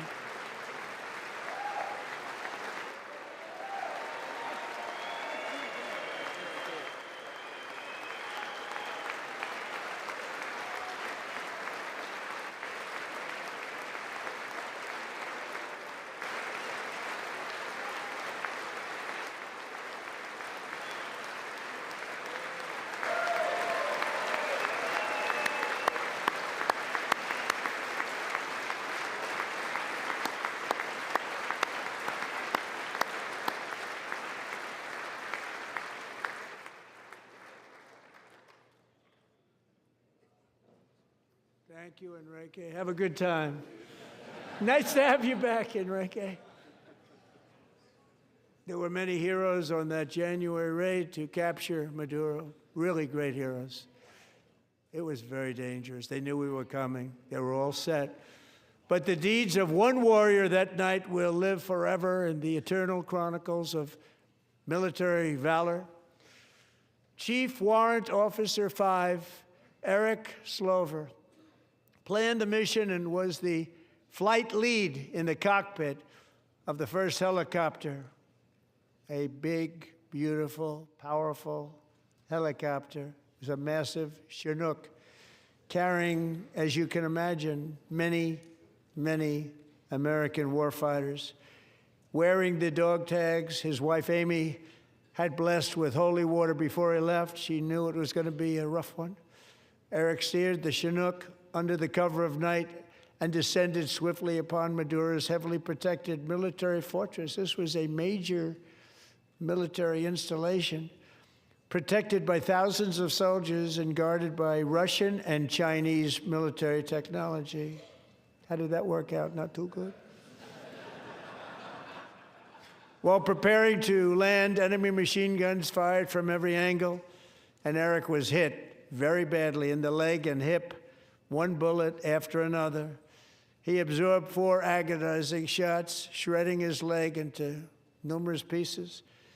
And yet, despite the fact that the use of his legs was vital to successful helicopter flight, legs are the most important part of flying a helicopter, to deliver the many commandos who would capture and detain Maduro was the only thing Eric was thinking about.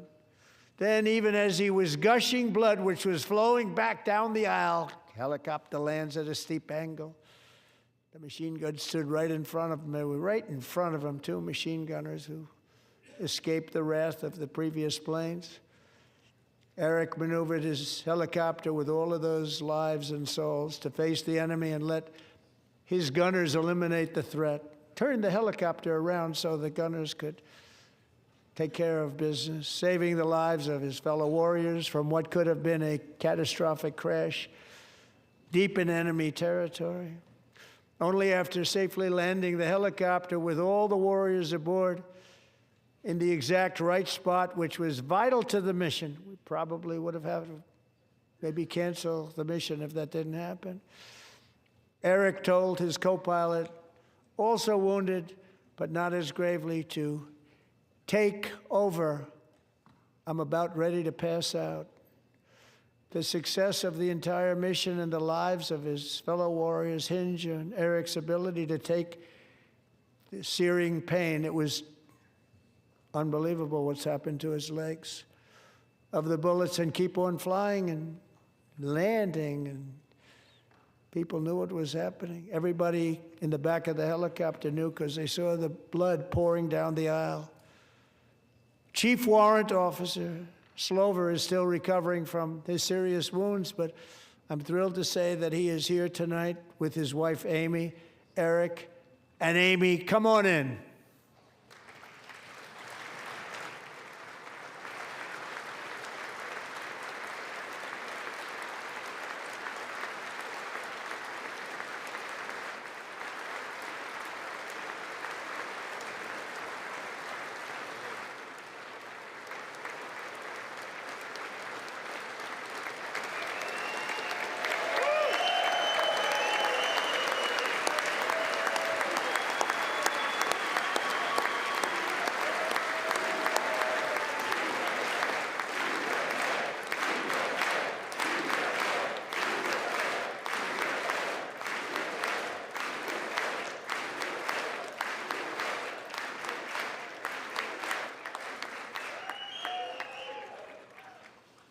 So we have a surprise for Eric and Amy.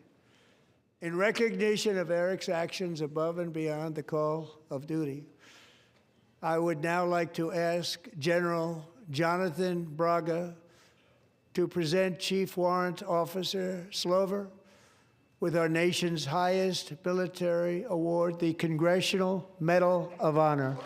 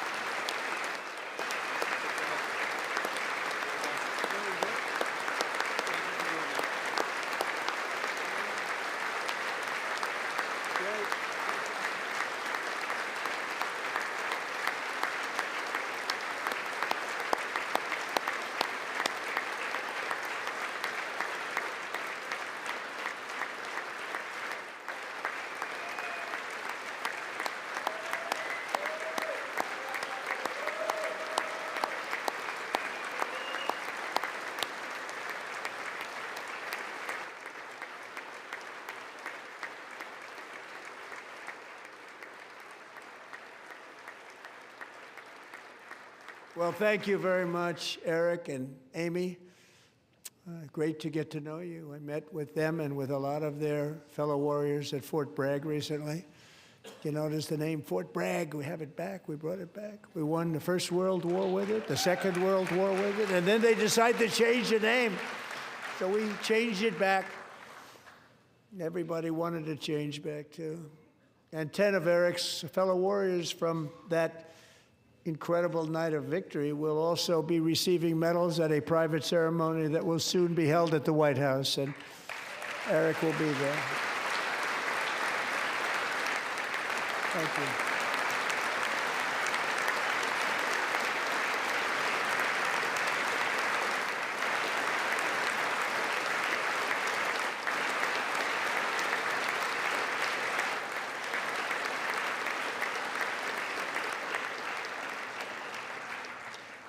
Thank you, Eric. That's a big one. Tonight we've celebrated many truly extraordinary American patriots, but there is one last living legend to honor before we go. He is one more heroic American aviator, Navy fighter pilot. Royce Williams served in World War II, Korea, Vietnam, flying more than 220 missions. In the skies over Korea in 1952, Royce was in the dogfight of a lifetime, legendary dogfight. Flying through blizzard conditions, his squadron was ambushed by 7 Soviet fighter planes.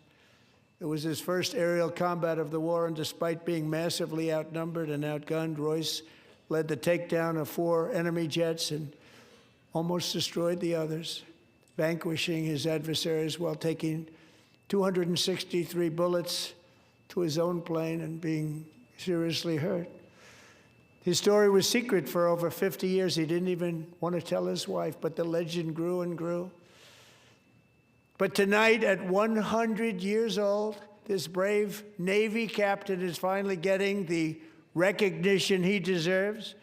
He was a legend long before this evening. Royce, please stand up, and I will ask the First Lady of the United States to present Captain Royce Williams with his Congressional Medal of Honor.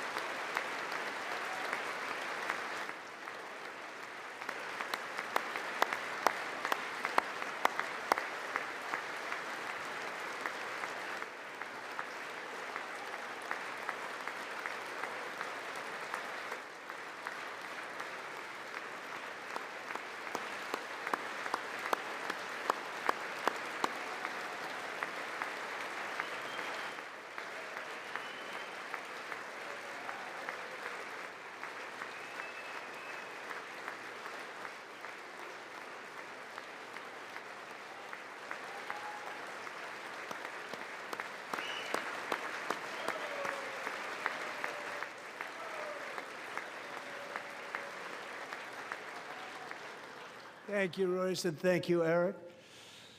I've always wanted the Congressional Medal of Honor, but I was informed I'm not allowed to give it to myself, and I wouldn't know why I'd be taking it, but if they ever open up that law, I will be there with you someday. But you know, that's our highest honor, Congressional Medal of Honor, and that's a big thing, and it's an honor to be in the same room with you. Thank you both very much, Eric. Thank you.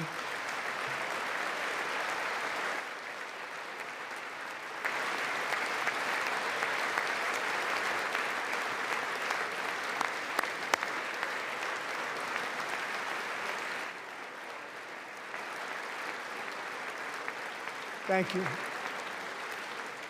250 years is a long time in the life of a nation, but in another sense, it's really a mere moment in the eye of history.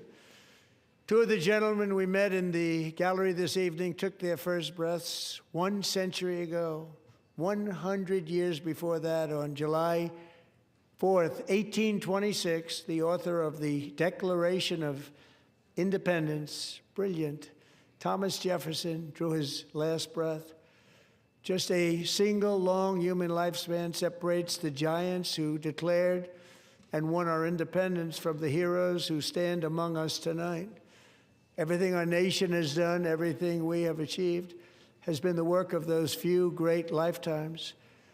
In those brief chapters, Americans built this nation from 13 humble colonies into the pinnacle of human civilization and human freedom, the strongest, wealthiest, most powerful, most successful nation in all of history. Americans ventured out across the daunting and dangerous continent.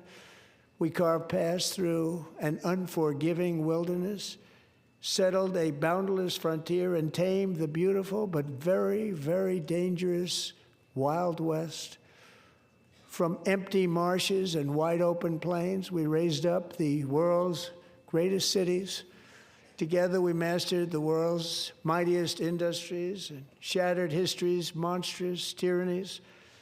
And we liberated millions from the chains of fascism, communism, oppression, and terror. Americans lifted humanity into the skies on the wings of aluminum and steel, and then we launched mankind into the stars on rockets powered by sheer American will and unyielding American pride. We wired the globe with our ingenuity. We captivated the planet with American culture. And now we are pioneering the next great American breakthroughs that will change the entire world. All of this and so much more is the enduring legacy, unmatched glory of the hardworking patriots who built and defended this country and who still carry the hopes and freedoms on all of humanity's backs. For years they were forgotten, betrayed, and cast aside. But that great betrayal is over, and they will never be forgotten again. Because when the world needs courage, daring, vision, and inspiration, it is still turning to America. And when God needs a nation to work his miracles, he knows exactly who to ask. There is no challenge Americans cannot overcome, no frontier too vast for us to conquer, no dream too bold for us to chase, no horizon too distant for us to claim. For our destiny is written by the hand of providence, and these first 250 years were just the beginning. From the rugged border towns of Texas to the heartland villages of Michigan, from the sun-kissed shores of Florida to the endless fields of the Dakotas, and from the historic streets of Philadelphia to right here in our nation's capital, Washington, D.C., the golden age of America is upon us. The revolution that began in 1776 has not ended. It still continues because the flame of liberty and independence still burns in the heart of every American patriot. And our future will be bigger, better, brighter, bolder, and more glorious than ever before. Thank you, God bless you, and God bless America.